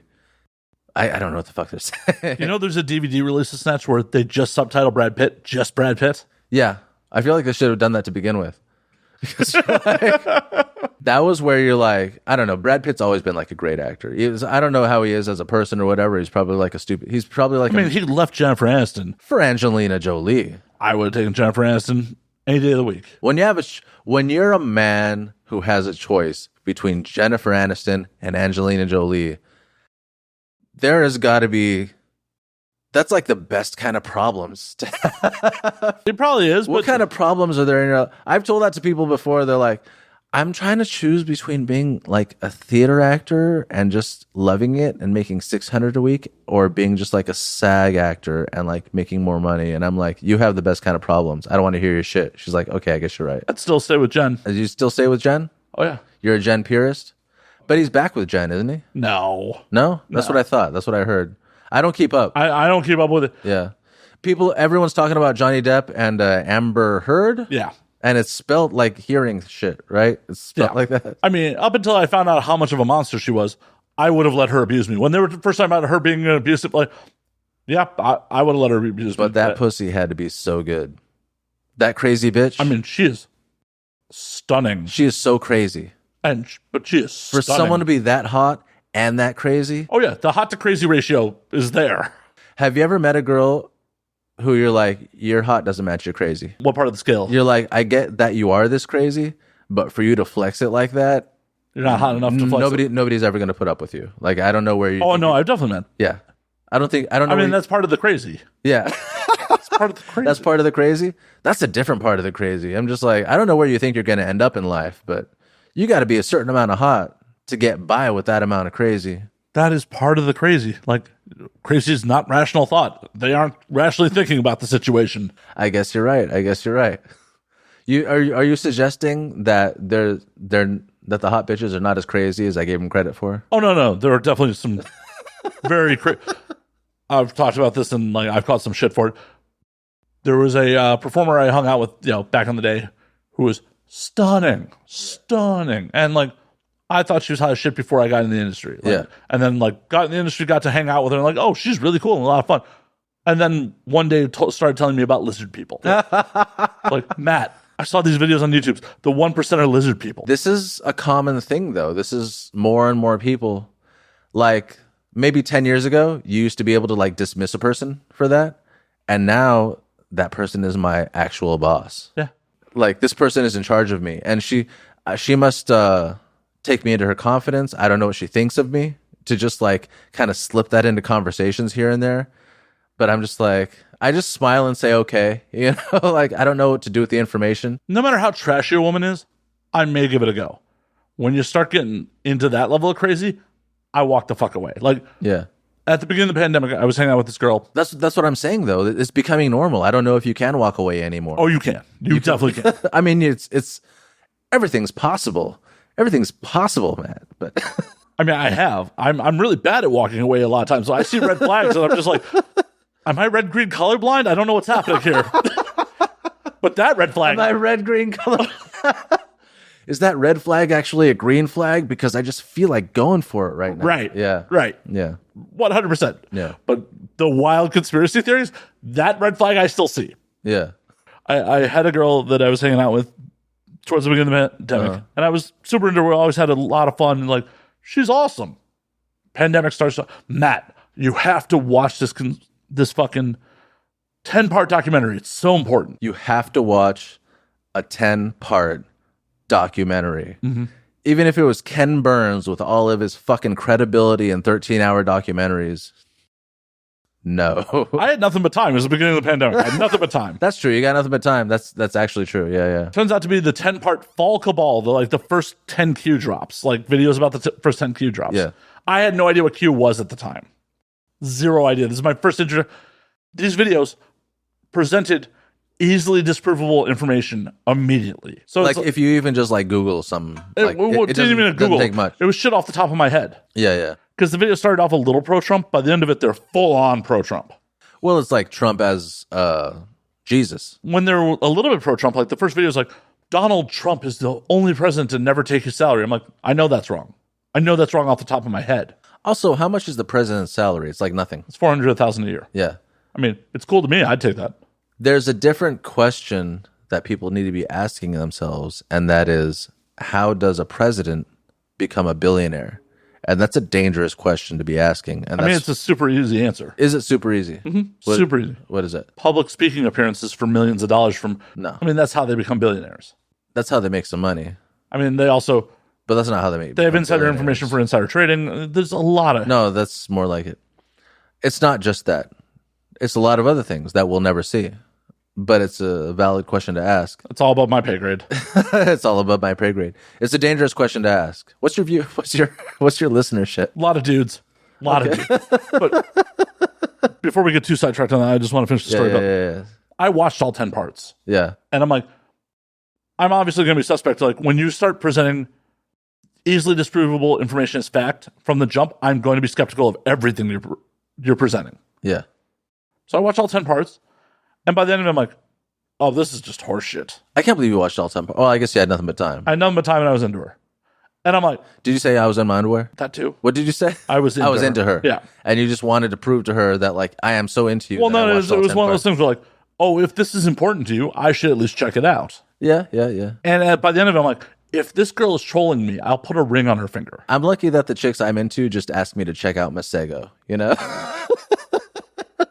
Like, you need to check out the video from Masego and FKJ. And I'm like, dude, that was 10 minutes. And it was, I love Masego, but hey, don't get me wrong, but that was 10 minutes. How many hours was that? It was 10 hours? I think so. I think it was like 10 hours. And I hit her up. I'm like, yo. I thought I loved pussy, but you love pussy. I do. I do. I really do. And I hit her up. I'm like, yo, so what of this do you believe? Uh-huh. And I'm like, if she's trolling me, I literally will propose on the spot. If she's trolling you. Yeah. If this was all an elaborate troll to get me to watch these 10 parts, I would have fucking married her, because that's hilarious. That is marriage material. That is fucking hilarious. If she doesn't believe any of this shit and she's got me to watch 10 hours, that would have been hilarious. I'd be like, yeah, girl. That's it. Yeah, you're the one. I'm like, so what of this do you believe? And she's like, pause. Well, what do you believe? I'm like, motherfucker, she believes this shit. Fuck. Oh, shit. Fuck. Yeah. Needless to say, she's still a friend, but... Do you fuck sometimes? No. You don't fuck your friends? I mean, there's friends I fuck, but not that friend. I actually set her up with another friend of mine, and then he got real mad at me about it when it didn't go well. I've done that before. I kind of warned him. I'm like, yo, she believes in QAnon, bro. I know she's hot, but I know she believes in QAnon. I don't know. Some of the hottest women I know believe in QAnon. Some of the hottest, and I just know it's good pussy. Because they're comics and they talk about their shit on stage. And like, this one chick in particular, she's like, I've noticed 3 guys have told me I'm good pussy. So that means there's got to be such thing as bad pussy. And I'm like, oh my God, she really is good pussy. Yeah, bad pussy definitely exists. And bad pussy exists. And the woman I love, she's got bad pussy. I love her so much. You know what? How's her asshole, though? I shouldn't say that in public. She loves anal so much. Well, then, problem solved. She loves anal so much, and she's got the poopiest butthole. Oh, shower. No. Douche. But it doesn't seem to work. That'd be an enema. It's it's whatever you want to call it. No, douche is for the front, enemas for the back. You know what? Things are just names, whatever. No, they're different liquids. For me, no, exactly. For me, okay, an enema is medical, right? There's some sterile liquid in it, and an anal douche is just some warm water. Actually, even like a regular douche is like some kind of sterile liquid, which actually isn't good for the pussy. No, it's super not, but there's some vinegar in it too and shit. Really? Mm-hmm. Is that supposed to be like a probiotic thing? I guess. I don't have a pussy. Okay, so when we first started talking, I was talking about inaccurate comedy bits. And nothing distracts me more from a comedy bit more than inaccuracy. And I hear dudes that are like alpha male types that I know never ask a woman a question ever. They're just like, all women think this. I'm like, I actually know what most women think because I ask them. So I Googled it for you real quick. A douche is water, vinegar, baking soda, or iodine. Iodine? Or iodine, yep. Like all that iodine? Because you only need a little bit of iodine. Water and vinegar, comma, baking soda, comma, or iodine is what it says. I wonder if they mean like, it's not very clear language. I'm an English major, just so you know. I correct people when they say shit. I mean, this is what it says. But it sounds like all that or iodine or just baking soda or iodine. But it's primarily water and vinegar. Water and vinegar. That makes sense. See, I was right. That's like cleaning out anything that's made of plastic. You do like lemon juice or vinegar or something like that. Yeah, enemas are the ejection fluids used to cleanse or stimulate the emptying of your bowels. Yeah. It doesn't necessarily have to be a specific liquid. It just has to be something that goes up there that empties your bowels. I find for my money that I can no longer dismiss people who present me with conspiracy theories. I used to, and I used to love doing it, and I used to love making fun of them, and now they're a significant part of the population, and I just have to fucking deal with them. And also the other I don't have to respect them, though. I do have to respect them. Why? Because what if they win? I have guns. Huh? I have guns. You have handguns. Sure. Even, okay, you have 2 arms. Let's say that. And friends. It's scary. It's scary. They can win. They could. Because, okay, I sort of said it half seriously, and I hate to talk about Trump. I fucking hate, I might as well be part of his PR team, saying the name Trump, you know? I noticed the mentality toward it, and like you get in those stupid social media arguments, and it's really most of the reason why I'm not on Facebook anymore. And I just don't share. If I share political shit on my Instagram, and it's usually just something really local and really like most people can get on board with this, like Disneyland commits a lot of crimes, stolen all that land in Anaheim, shit like that. Yeah. Because I live in Orange County. Yeah, you know? Get rid of Tito Ortiz, whatever. Whatever, shit like that. Yeah, because I'm from Huntington Beach. Yeah. Anyway, but I would have to know about. I will follow it up with 2 titty posts just to cleanse the palate. You know, just like so I follow some titty Instagram accounts just for when I post anything political, and I'm just like, I apologize for that, and here's some titties. Because everyone loves titties. Straight women and gay men all love titties. Everyone loves titties. Here's some titties. They bring life. For my political posts. They bring life. They nurture. They bring me... Dude, I worked with a chick who just like, sometimes when I would do her a favor, she's like, you earned it. I'm like, grab a titty. I'm like, oh. And I don't know what just touching that titty would bring such just zen peace in my world, you know? Tits do that. They do. But I would just say, I'm like, it's a religion now. There's nothing you can do to fight it. I know. I wholheartily agree with you. That's why I don't argue with people about it. Then once the whole Q thing, and I didn't know because I don't know anything until... I don't know anything until it becomes my problem. Like the same thing with the coronavirus. There was rumors first, and they're like, what do you think about it? People would come to my bar, and they're like, what do you think about it? And I'm like, you know what I think? I think when it becomes my problem, I'll know what I need to know about it. Oh, no, I'm right there with you. I was 100% March 2020 hashtagging posts with no mask, no condoms 2020. As a comedian, yeah. I was serious about it for a little while there. Then it just became no condoms 2020. Yeah, I was I used to own a little space, and I was one of the people that got fucked over by the pandemic. I used to own a little comedy space. I was making money off of comedy, which is very difficult to do, especially early on in your career. And the whole pandemic, you know, comedy is made by people in crowded rooms. But I just, once I found out about the whole prophecy QAnon shit, I'm just like, oh, it is an actual religion. And nothing scares me more than religion. Same. Because you can't argue facts with religion. You can't. Yeah. Someone, my anthropologist teacher told me, like anthropology teacher, he told me it's like playing tennis without a net. You don't know when someone scores. You're just like, I told you something and you told me something. Ooh, like, I don't know. Well, and that's why, like, my friends that have gone off the deep end right wing over the course of this thing, I just don't have political discourse with them at all because you can't present any facts. I still love them and I still keep them because you know what? I don't mean to call them enemies, and they're not my enemies. I love them, but you do need to keep your enemies closer. Anyone who could be an enemy later down the road, you need to keep them really close to you because this shit is scary and real. Biden is a horrible, like, what is that? Like, yeah, we had no good choices. We have zero good choices. And this is why, like, I don't want to get fucking political on here, but we're going to do a little bit. It seems this like is we're why, going there, yeah. This is why conspiracy theories that you're getting political, yeah. Yeah, unfortunately, which it didn't used to be that. Lizard people were not politicized. It wasn't a thing. There was just a 1%. You could dismiss a person. You didn't have to. That's what I mean. Because you're like, I dismiss them. And I'm like, I wish I could. And I want to so bad. But they are such a significant part of the population now. And a lot of them are in power. It's true. Like that girl who told me about the lizard people. She, it was nonpartisan lizard people. It was Obama and W. That what she was talking about that were lizard people. That would make more sense if they were both lizard people. Right. It was like, oh, it's nonpartisan lizard people. Now conspiracy theories are very fucking partisan. Yeah. That's why you need to read my book, Red Fish, Blue Fish, F Fish, U Fish. It's all about that. It's all about that shit. All about conspiracy theories? No, it's all about like, hey, your liars are telling you bad lies, but my liars are telling me good lies. And that's why I like to believe my liars. See, I don't believe any of them. Yeah, I don't believe any of them. It's stupid shit. But I also don't lose sleep over the shit. Because, my whole thing with conspiracy theories in general. I honestly did for a second. I did lose sleep over it. But now I'm just like, you know what Buddhism is? It's a lot of preparing for death. And so I've taken a very Zen philosophy to the whole thing. I'm like, whatever's going to happen, I guess. If you care more than I do, then I guess that's what it is, you know? No, that makes perfect sense. I'm just an atheist who just feels like, a lot of this shit is above my pay grade and there is zero I could do to affect change. So I'm not going to bother dealing with it. I hope that as a comic, one day there's something I can do to affect change. And I hope that nobody kills me for it. Or if you do, at least it's on stage. That'd be a hell of a bit, right? Right? Nothing like dying on stage and then having the audience be like, is this part of the bit? Like good fucking 30 seconds of them just not sure if you're actually dead or not. Yeah. Because you'll be dead at that point, so it doesn't fucking matter. I'm not an atheist. I'm an existentialist, which is way more annoying. It's just people hear that and they're like, that's too many syllables to put in like your whole life philosophy, not even a religion, a life philosophy. Go fuck yourself.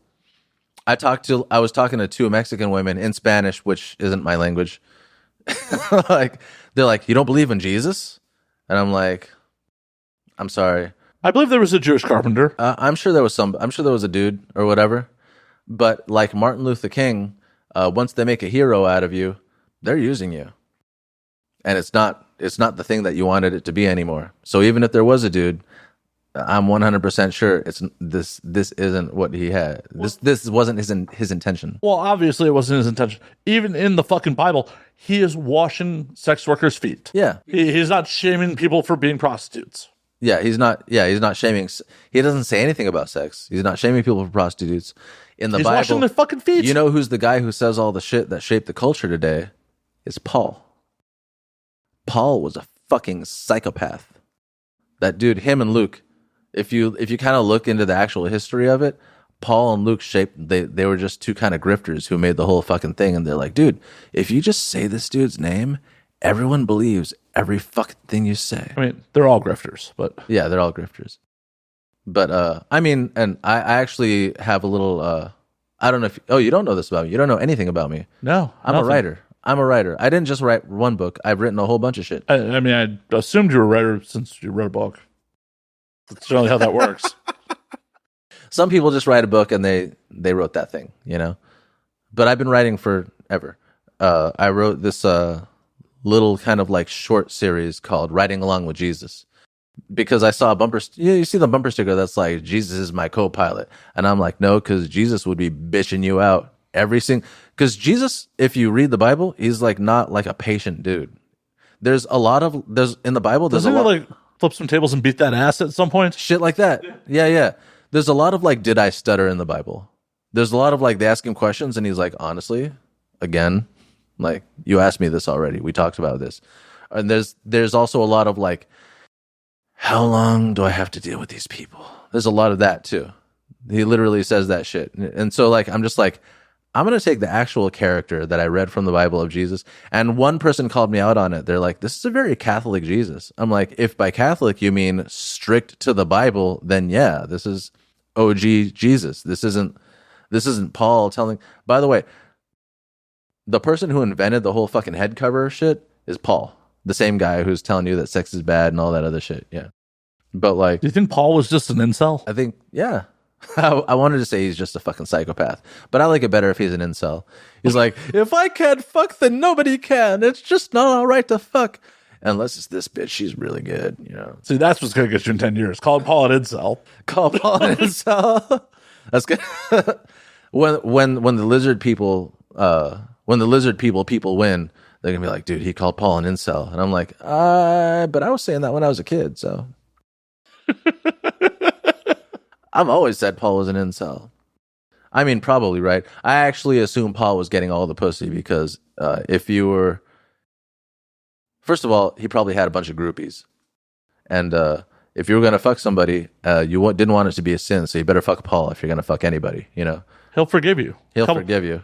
You know, how many Hail Marys is that orgasm worth? Also, women like to know that they kind of like... People sexually like to feel like they tricked somebody into something. Men and women. They like, that's why women like to date rich dudes. They're like, I was good enough for the rich dude. Well, that's validation. That's not tricking someone. Yeah, but I don't know. A straight woman told me, we like to be tricked. She said it like that, like speaking for the whole ass group, the way comics do. I don't know if you've ever seen comics speaking for their whole ass gender or whatever, you know? Like I saw Patrice O'Neal, he's just like, you know what no man ever said? My woman's funny as shit. I'm like, my woman's funny as shit. But anyway, like, I'm just like, you're not speaking for me, for my ass. But there's no way Melania wasn't a hooker when Trump met her. You know? 100%. She was 100% a hooker. Because I met those women before. They just like, it's not a hooker, it's a dating pool, but they pay for it, you know? It's like the original Seeking Arrangements. And they end up marrying them. That's what they're looking for, a wife. And those chicks are looking for a way to never fucking work a day in their life, you know? It's funny because that whole thing, like Kim Kardashian said she got in trouble with, like, people don't want to work. I'm like, go to Del Taco and go into Del Taco 300-degree kitchen and say nobody wants to work. But I mean, they don't want to be there. No one wants to be in the Del Taco. Yeah. But you got to do what you got to do to survive. But they're working their motherfucking asses off, and they're never going to be Kim Kardashian. So all they just have to do is have a piss poor sex tape with Ray J. Yeah. Well, she was born rich. That's the other part. Well, yeah. Yeah.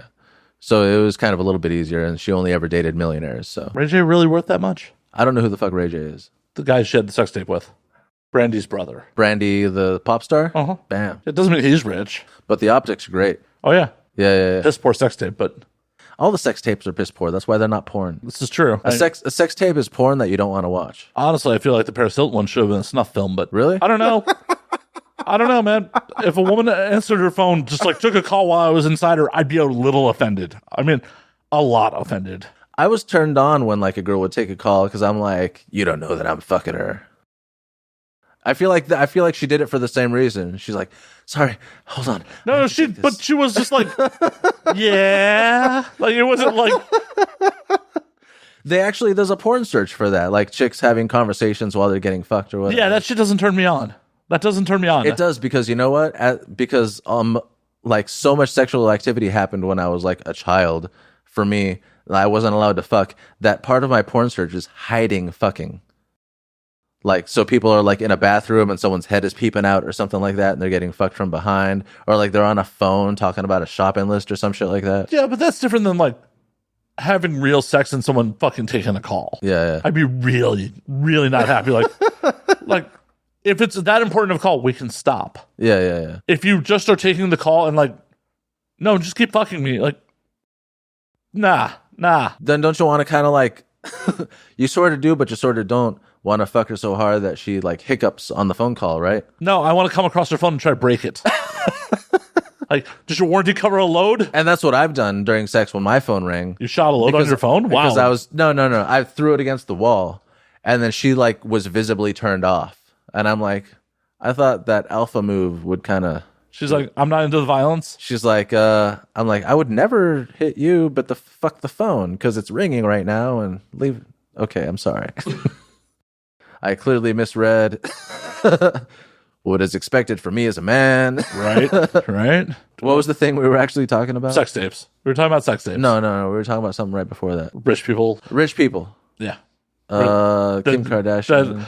Kardashian's not working. Del Taco. Yeah, I don't know. There was a point that I wanted to come back around, but I'm always so ready to take the segue, because the segue is like often like the interesting part. I mean, this show tangents a lot. This is how the show goes. Like as a comic on stage, like I don't want to avoid a segue, because that's where my brain is finding interesting shit, you know. And I'm just like, all right, I'm gonna take it. That's where I'm going. And then there's a lot of laughs there, and I'm like, I really hope I remember what I was talking about when I come, like when you're first working it out before it becomes an actual thing, you know, like I really hope I remember what I was coming back to. I don't think anyone in the audience is. They're just like, yeah, they're just enjoying the show. He's talking, you know, we believe him, or we trust him, whatever. It should be funny. Exactly. Yeah. That's why, like, you know, especially at your level of comedy, it should be an audience that is just there to want to have fun and want to laugh. Yeah. I feel like I am completely talking out my ass as not being a comic, but I feel like the big rooms in LA at this point, a lot of people are going there just because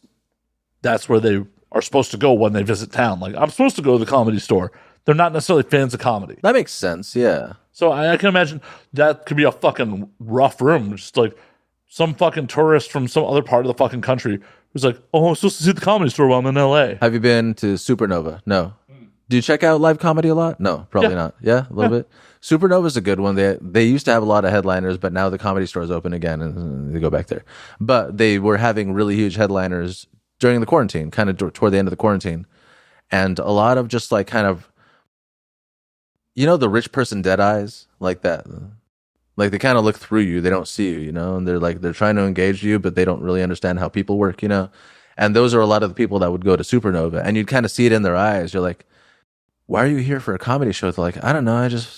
Someone told me I'd have fun here, Or there's some fucking work for some agency like, I'm just scouting our next potential talent. Or maybe something like that. Yeah. They're like not even comedy fans, but someone made them go there. Or they're like, that. oh, I'm supposed to scout some of this talent just so if we can maybe book them in something, or maybe they'll be a client. And I'm watching my idols fucking murder up there, like fucking Nikki Glazer or Anthony Jeselnik or Rory Scovel. And I just kind of want to look around and gauge. And I'm just like, those people haven't made a face expression. And the thing is, I don't have face expressions. But when someone's murdering on stage, I lose my shit, As you should, as it's supposed to be. It's supposed to be. You're supposed to be there like an audience ready to laugh.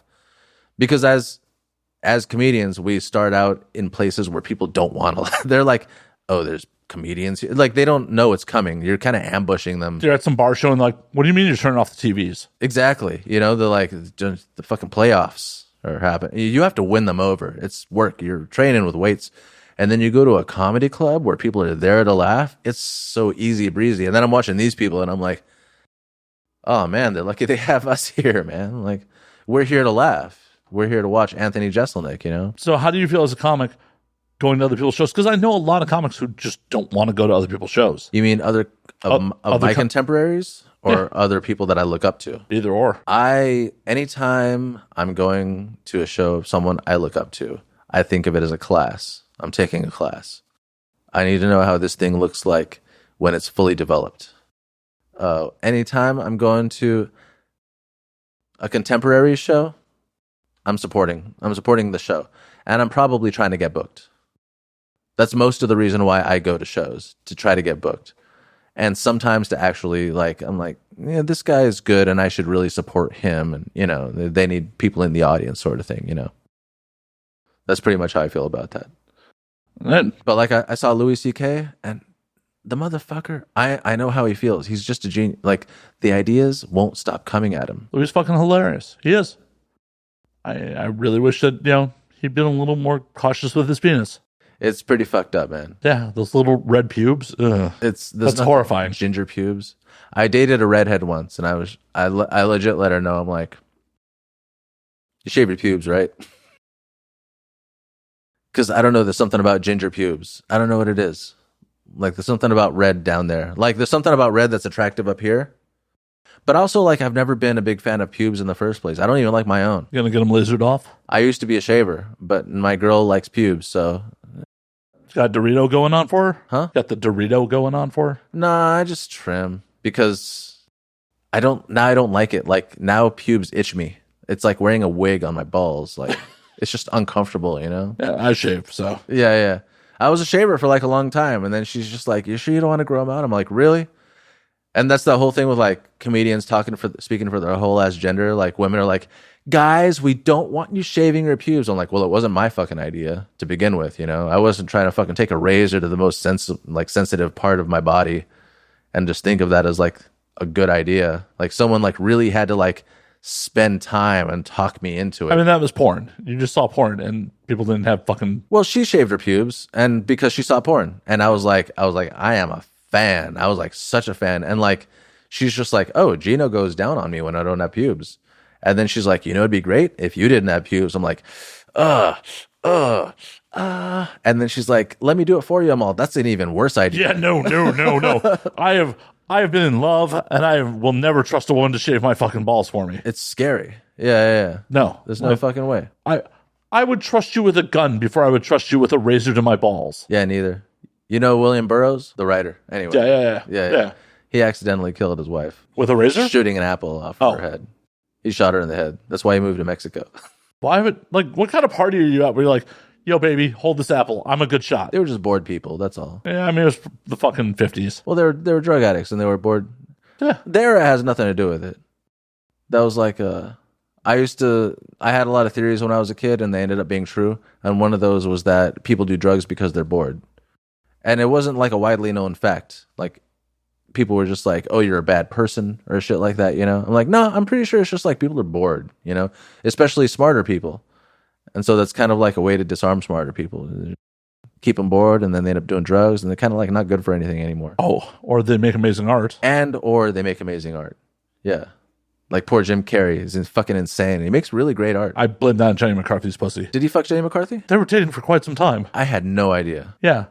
Her pussy turned him Jim out. Carrey dated Jenny McCarthy? Uh-huh. The woman who was in Playboy and on MTV. Whose vaccines give you autism, yeah. Oh, that's why they're on the same page on that. Yeah, because the pussy's that good. I assume. Yeah. Jenny McCarthy broke Jim Carrey with that puss. He kind of wasn't all right to begin with. You see his energy on stage, and you know that he's bipolar easily. Yeah. But then you add in Jenny McCarthy's pussy. That shit'll drive you insane. It will. Yeah. Many a man's been lost to it. Yeah. To Jenny McCarthy's pussy? Yeah. It's like fucking the city of El Dorado, like the lost city of gold. The lost city of gold is Jenny McCarthy's pussy. Yep. But all it brings is madness. You don't want to actually find it. Men speak of it, but people have lost themselves on the way there. Never even got there. Exactly. Yeah.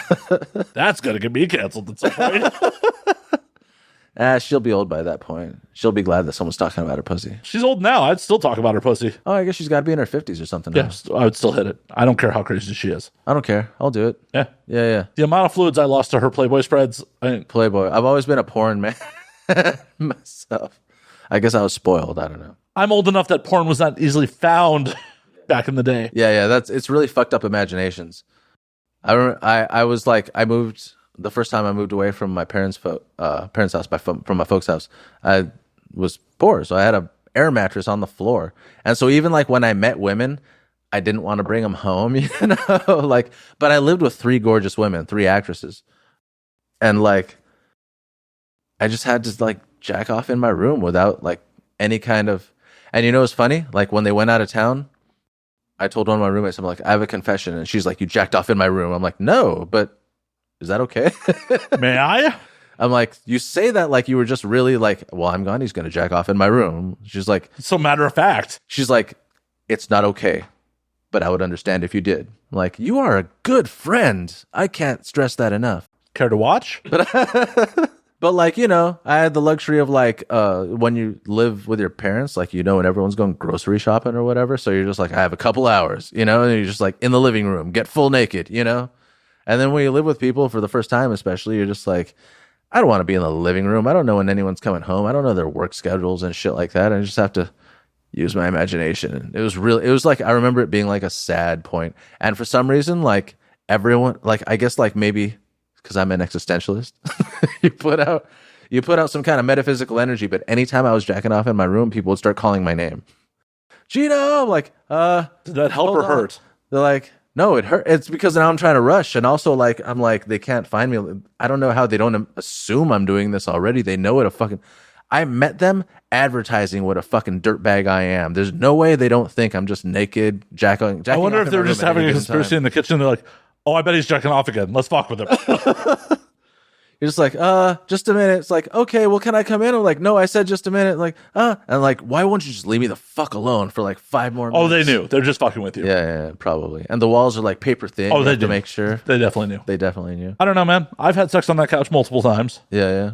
With your roommate in the room or whatever? Yeah, or not knowing when he's going to come home. I feel like that's especially different.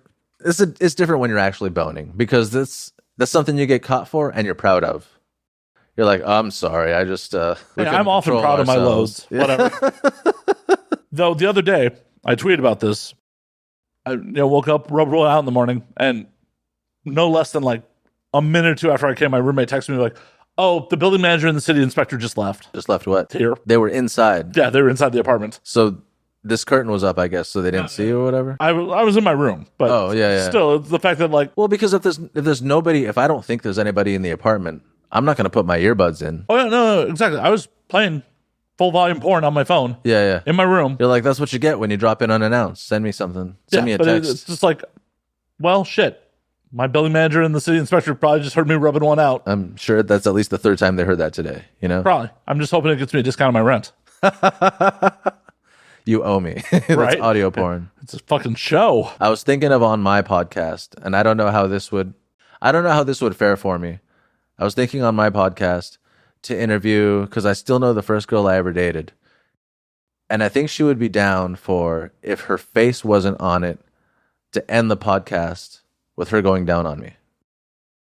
And to make audio porn. I was just thinking like that would be like a cool thing to do audio porn. You could definitely do that. There's something called the Moan app. The Moan app. It's like Clubhouse for adult content. Interesting. I don't even really know Clubhouse. I know that Leah Lamar kind of got big on Clubhouse. She did. Yeah. And she kind of owes her current success to. I mean, Leah's legitimately funny too. She's legit. I've seen her, yeah. She's funny and she's real comfortable on stage. She's got a good presence. And she's easy on the eyes. And she's also very easy on the eyes. And she definitely knows that because she advertises her gigs and fucking like these really nice tops. Yeah, Leah was also like a full-on like pageant model at one point. Oh, was she? Yeah, she was like Miss Virginia or some shit at one point. So this is what's fucked up about me. My mom raised me on musicals. She wanted to make me gay. Like, she would give me the talk like once a year. But if you ever find out, if you ever think you're attracted to men, I'm like, I heard you the first time, sort of thing. And then, like, but she showed me like a lot of Barbara Streisand. I just wanted to fuck Barbara Streisand as a kid. Like, I think I was the only child attracted to Barbara Streisand. Have you tried to DM slide? To Barbara Streisand? Yeah, why not? She's got to be up there in age. She probably appreciate it now, huh? Yeah. But Leah Lamar her face is very similar in structure and all that to Barbara Streisand. And that was the first. I'm like, she got Barbara Streisand face. And so I was immediately attracted. I just found her immediately attractive. Yeah, Barbara Streisand's 80. She's 80? She's 80. You could definitely DM slide. Is she a young 80? You could definitely DM slide at this point. She's like a young 80, I mean, you're going to have to bring lube. Yeah, because she's probably got cotton pussy by now or something like that. I mean, she's married to James Brolin since 1998. Really? James Brolin? Yeah, I wonder if that's Josh Brolin's father. That is Josh Brolin's father. Josh Brolin's dad. Yep. Oh, that's pretty good. Yeah, it's Josh Brolin's father. So that's Josh Brolin's. I assumed that you were talking about Josh Brolin. No, that's Josh Brolin's father. Because I'm like, I feel like Josh Brolin could do better by now. Yeah, like that's some Hollywood royalty right there. That is Hollywood fucking royalty. But, you can DM slide. Maybe he'll watch. That's definitely Thanos right there. Yeah. He got Thanos blood. Yeah, just DM slide. Be like, James can watch. He's 81. He probably can't get it up without a blue pill. I'll be like, I wonder if she needs a blue pill. Just some lube. Yeah. And Gino's tongue. Fulfill that childhood fantasy. I would still do it. I would 100%. Do it for the story, even if it's horrible. Her or Martha Stewart. I had one we were talking about the other day, but I completely forgot. I don't know. Anyway. Oh, hey, Martha Stewart's also 80 and single. She's 80? She looks good for 80. She's definitely had work done. Go hit it. I mean, she's a criminal. You can swap jail stories. I wonder if she was a torpedo, too. There you go. She hangs with Snoop Dogg all the time, so. Does she? Yeah. She's got some hood in her. Have you ever seen her Conan O'Brien interviews? Mm-mm. Like, Conan O'Brien would have her, down a 40 on stage or whatever. And she'd totally do it. I'm like, dude, Martha Stewart is a heavy drinker. She will just down a glass of whiskey like nothing. She's like, okay, whatever. What are we drinking? Okay. And she just knows her audience. So she would explain to her audience when he was on her show. She's like, he's a comedian, so he's going to be making some jokes. Sometimes they don't always make sense, but this is what he does for a living. And on his show, she'd just be like, what are we drinking? King Cobra? I don't give a shit. I think you should DM slide. Yeah. I'll fucking do it, man. Yeah. Barbara Streisand, Martha Stewart, or Leah. I mean, Leah bitches about not getting laid. Oh, that's got to be hearsay. That's got to be just. That's got to be some material. I think it's just her being hyper choosy. That could be her being hyper choosy. She actually reminds me of a friend I have who's also same deal. She's very successful, very hot, but also she's secretly very high anxiety. And so, like, as soon as she gets close to getting laid, she'll kind of just like napalm the mission. Leah's a member of the tribe. The high anxiety kind of comes with the territory. True that. The girl I'm talking about is, I believe she's Indian. Yeah. But very similar attributes. I bet she's got some tribe in her. Or she will. That's not me. Well, do you think I'm Jewish? No. But you could be if you want to make it in Hollywood. Okay. It would help, I'm sure. It does. Someone was just like, how many Italian successful comics are there? I'm like, I try not to pay attention to that kind of shit. Like 3. Are there? I don't even know that there's Sebastian Maniscalco. Mm-hmm. There's De Stefano. Mm-hmm. And then there's Constantinopolis, or no, that's Greek. Right. I think that's it. Just the two. Oh, and Santino. There you go. He's a ginger. He's a Italian ginger. I mean, that's got to be a thing, right? Apparently. Yeah, maybe he's Irish Italian. I don't know. I mean, they're both Catholic. That happens. Yeah, they're both Catholic. I feel as close to Irish culture, which I have no ethnic connection with, I believe, to Celtic culture as I do to Italian culture. See, Gino, you could just change your last name, pass for a Jew, and help your career. I'll just be a bad motherfucker named Gino. So not Jewish. That's my Instagram handle. I know. Yeah, I know. I'm well aware. That's people would ask me my ethnicity because I'm a little ambiguous, and so I would say motherfucking Gino. Your name's Gino with a super Italian last name, like Riccardi. Yeah. There's also a lot of dumb Americans. It's fine. Yeah, but they're like, do you have family in the old country? They're like, because my parents aren't from Italy, but they are immigrants. Where do they come from? But they're also not Mexican. They're Ecuadorian. Okay. Yeah. So to most of America, Mexican. The what? To most of America, Mexican. Yeah. So I'm very disconnected from any culture that isn't American, but I also didn't grow up with American culture. So I'm just disconnected from like kind of every culture. Like the Amber Heard shit, like I really didn't know about that, except that it keeps on getting shoved in my face because I'm on Instagram simply for marketing reasons. As you should be. Yeah. It's okay. American culture is a melting pot. It's how it's supposed to be. Because it's different if you're connected to your parents' culture in some way or another. But I'm not. So I just like to kind of give people, it's like that thing I was telling you before about like context. I don't like people to have any kind of context for who I'm supposed to be or how I'm supposed to be, because it's always ticking away from just you and the culmination of the lessons that you've learned in life, It's true. It's very true. And hell, it's more important that you grew up in Southern California than it is where your parents came from. That's actually what I say. I'm a Southern California boy. You put me anywhere else, I'd a fish out of water. I'm a fish out of water. You put me in Texas, you put me in fucking... Except New York. I seem to get along really well in New York.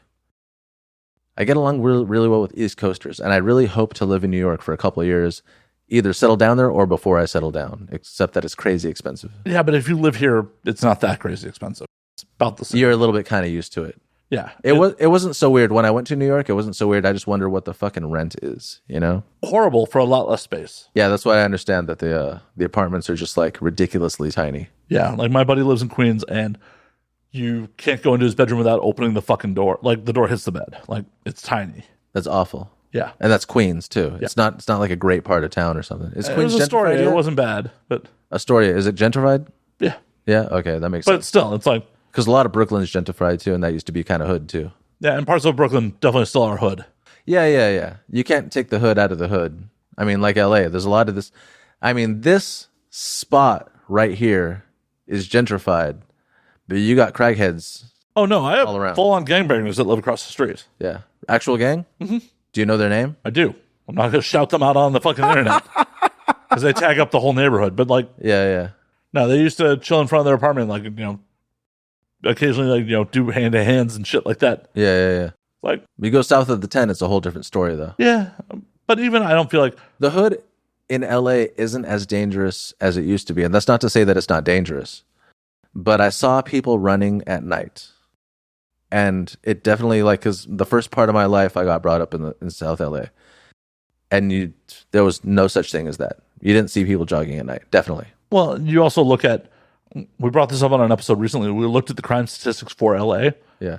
The murder rate, like the violent crime and murder rate from like the mid-90s, early 2000s is down by like a fucking third. That's really good. You know what's fucked up is bored people who look forward to bad shit. Like the end of the world type of people. But I'm not even talking about that. Like there was a comic the other day, and he was one of those like inaccurate, right? He's like, I can't pay attention to the Will Smith slap, And he's like, I can't pay attention to that. I got a day job. I'm like, what do those have to do with each other? And he's just a whole bunch of them there. And then the audience is like, ooh, that's real, which it isn't, because everyone who's got day jobs, You're talking about it. That's what they look at to not think of their lives. That's their smoking weed or whatever it is, But anyway, so he was talking about the crime rate in LA. He's like, it's going to be worse than the 80s. And he looked like he had a smile on his face. And I'm like, and I just kind of looked at him like, all right. But I'm just like, you look like you need that in your life. Like you're hoping for that. Just something to distract you. I mean, I hate to break it to you. I'm hoping for it too, just for my rent to go down. I I don't think it'll bring the rent down. Honestly. Well, if it doesn't bring the rent down, then fuck it. I mean, these are luxury apartments, Matt. I'm well aware. Yeah. I've lived here for a minute. Yeah, the rent's not going down. It's already pretty bad. I know. I pay it. Yeah, no, I mean the neighborhood is already pretty. You don't want to walk around here at nighttime, right? Do you? I do all the time. You walk around here at night. It's all right. I walk to the bars. You don't worry about it. No. I am also a large dude. You're also a large dude. I'm also a large dude. 6'2", 6'4"? No, I'm fucking barely 6. I'm not even 6 feet. You're not even 6 feet? No. I think your girth gives you some height. I'm a stocky dude. I also don't look like I have any fucking money. Like, that's a fairly large dude who probably doesn't have shit. Why am I going to fuck with him? Like, what's the point of fucking with me? Yeah. So I've dressed nice in LA before and had a homeless dude look at me and say, "What's up, big money?" I'm like, I don't have money. I drive a Honda Fit. I'm just taking my girl out for dinner somewhere in slacks. This is how I just want to go out. So it's like, oh, that guy's not worth the fucking headache. Yeah. Rules to live by. Like, Yeah. I've gone to fucking shitty places around the world and generally been A-okay. It's also because you're big too, right? I don't want to fuck with that guy. I feel like if I was big but like looked like I had fucking shit of value on me, Yeah. someone may take the shot. Yeah. Like, okay, it might be worth it. But do you want to fuck with a big dude and possibly get nothing for your fucking trouble? True that. There's also a strange kind of like beneficial racism to it. They only fuck with people who look like them. Oh, no. So my current roommate's black. Yeah. And he's also like, I don't go out on Hollywood Boulevard at night. Yeah. He did not say motherfuckers, but I understand. yeah. And he's like, they'll try to rob me. Yeah. And I'm like, oh, well.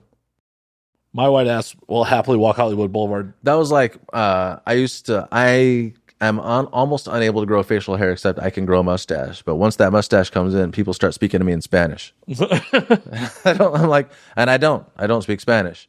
But like when I was a kid, it was I don't want to get carded for a PG-13 movie mustache. Right. That's what that was, because it happened one time and I'm like, it'll never happen again. And then I would wander into the wrong side of Santa Ana is kind of like the Mexican ghetto in Orange County. And I would wander and then someone would be like, "Where are you from?" And I'm like, "I'm not from anywhere."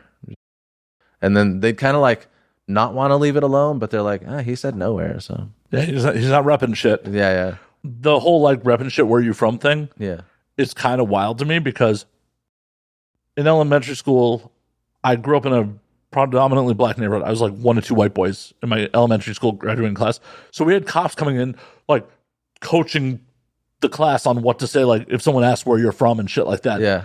And like I spent a good chunk of like my young adolescence expecting that to happen to me at some point. Never happened. Never happened to me. Because you're white. Yeah, because I'm white. But Yeah. it's still like, they didn't start like, hey, white kids, you got to go step in the hall for a little bit. It was like, oh, if someone asks where you're from, like nowhere. That's a funny thing. And this is a really, I apologize, woke thing to say. But people call racism against white people, they call that reverse racism. But reverse racism is actually when people like that discriminate against each other. Like they're just like, you look like me, so go fuck yourself. That's reverse racism. That's like, instead, I don't know, like if you're gonna be racist, be functionally racist. I don't know, like what's going on in your fucking head, dude? Right? But like, yeah, you're benefiting from racism at that point because they're like, don't fuck with him, he's white.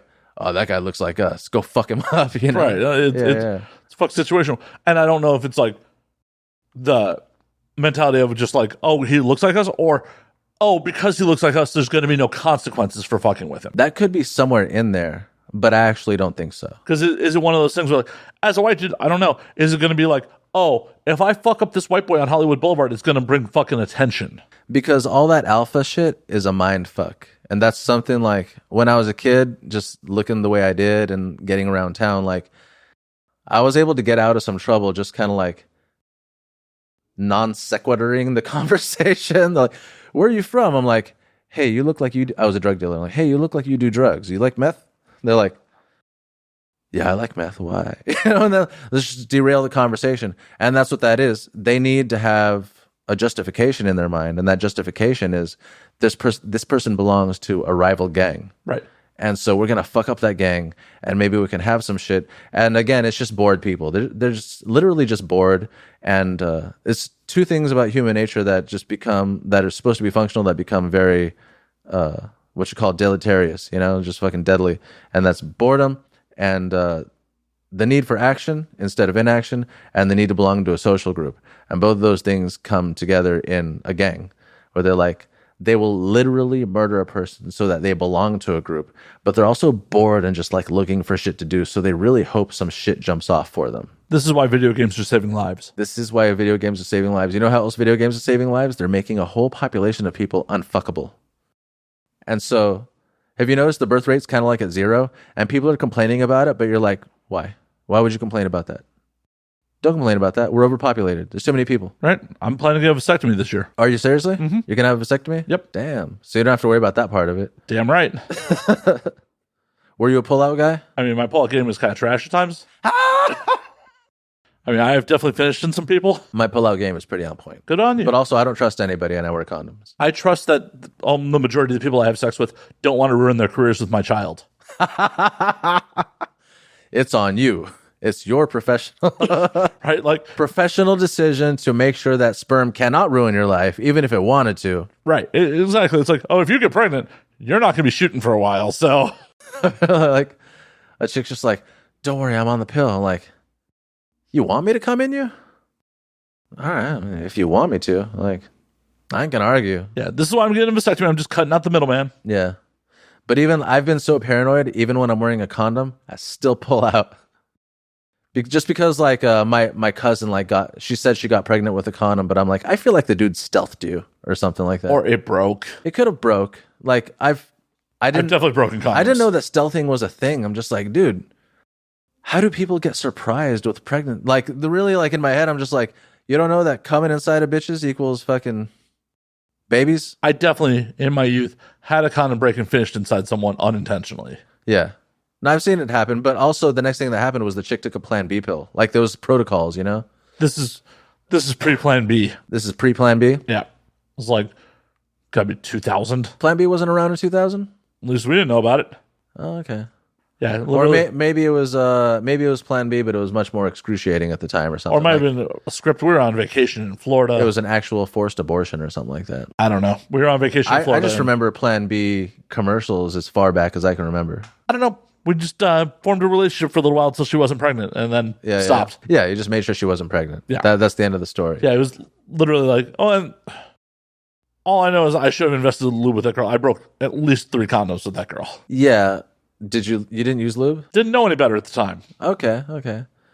There's also, like, condoms are supposed to have their own lube. Yeah, well, unfortunately, she dries out real quick. Oh, okay. Latex dries her out. Latex dries her out. Yep. Oh, okay. Because, yeah, a lot of women... See, I hear... This is another thing about inaccurate bits in comedy. I hear a lot of women on stage just like, you can't get a guy to wear a condom, but I'm just like, I've had the opposite problem where women are like, why are you going to wear a condom? You don't trust me? They pull that shit. They're like, you don't trust me? I'm like, I don't know you. I honestly can't even think of your name right now. Like, we just met. I don't fucking trust you. The other part of it is, like, they just don't, I mean, I just hear them talking about stories. Like, they're like, and he wore a condom, which I'm not a fan of. They just don't want that, because to them, I guess it feels... Nobody wants a condom. It feels like a dildo. Like, instead of, because the skin on skin is a whole different thing, you know? Yeah, the heat from your dick, like... All of it. It's like, you know, hey, I have this baked potato that's wrapped in aluminum foil. It's warm, it's there, but it ain't the same. Yeah, I can't bite this potato. Nobody wants a fucking condom. But I also don't want all the shit that comes with... I understand that sex is a biohazard, and that's the only... Because, right, there's all the moral arguments against sex, which I'm just like... That's bullshit. That's all bullshit. For me, I'm just like, what's your perception of yourself? You know, to think that sex is that bad with you. You know, that's kind of how I feel. Like, how toxic are your relationships? You know, how that you can't respect someone that you fuck, you know? But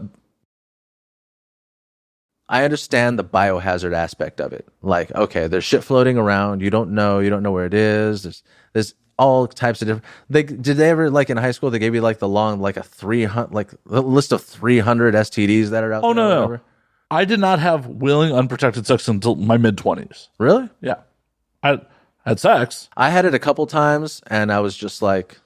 And I just, it, like, occupied my mind for, like, a long time or whatever. And then one time I had unprotected sex and my dick was doing weird shit. I went to get a test and they're like, there's nothing wrong with you. I'm like, but I had unprotected sex. And this can't be just a coincidence. They're like, there's nothing wrong with you. I'm like, am I stressing out to make shit happen to my dick? Yep. You can do that, I guess, you know? Might never fucking matter. But yeah, like, besides the multiple condom breaks with the one girlfriend, Like, it wasn't until like 24, 25 where I like had a partner who was like, just fucking put it in me. And I'm like, okay. And then shortly after I came, I'm like, why did I do that? Oh my God. Like, I fucking freaked out. Yeah. Because I'm old enough where like, it wasn't abstinence, sex ed, but it was definitely like, you fuck up protected, you're getting AIDS. You're just getting AIDS. Yeah. Just like AIDS. skip straight to. It's not like chlamydia or something like that. Just AIDS. Yeah. Full blown. AIDS. It's just no middle. No middle ground. Yeah. And do you know how hard it is actually for heterosexual males to get AIDS? It's really hard. I wouldn't want to fuck with any of it because a lot of people getting warts and shit like that. Well, yeah, I mean, I don't want it. I don't want to, but Yeah. I've had chlamydia. It's not the end of the world. My girl gave me pink eye in my dick. You're dating a comic. It's stupid. Okay. She's gonna stab herself in the eye with your dick. Yeah, I'm sorry that your dick can fill an eye socket and like doesn't like just fits right there. I'm sorry, man. That's tragic. It was funny too because I'm like, okay, so the doctors don't even want to deal with me because the first of all, I don't know if you know this. You probably know this. Nurses are freaks. Mm-hmm. They're fucking freaks. I don't know what it is, what the common thread is, but they're freaks. The girl who forced me to have unprotected sex with her was a nurse. Yeah, they're fucking freaks. And but you go and they're just like, oh, you've been having sex, you dirty mother. They kind of treat you. They don't say that, but they're just like, you've been fucking people and you're dirty. You know, that's kind of like the energy you get. And I'm like, no, I'm really sure that this is pink eye. And I got completely two opposite takes on it. One of them is bacteria does what it wants to do, and the other one was that's impossible. And there's like two people in the same field at the same rank, you know. And I'm just like, okay, well, I'm going to believe the first person. Bacteria does what it wants to do because that's what happened, you know? And I'm in a monogamous relationship. And so they tested me. They tested me again. Didn't come up with anything at all. And they gave me antibiotics. They're like, we're just going to give you some antibiotics, you know?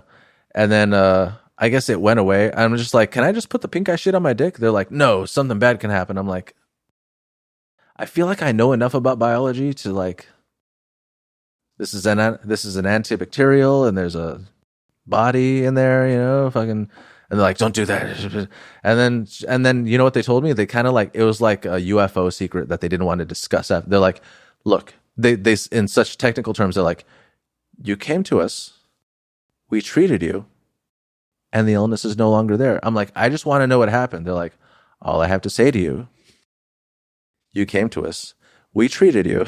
Like, and you're good now. I'm like, I just want to hear you say that it was pink eye. Just tell me it was pink eye.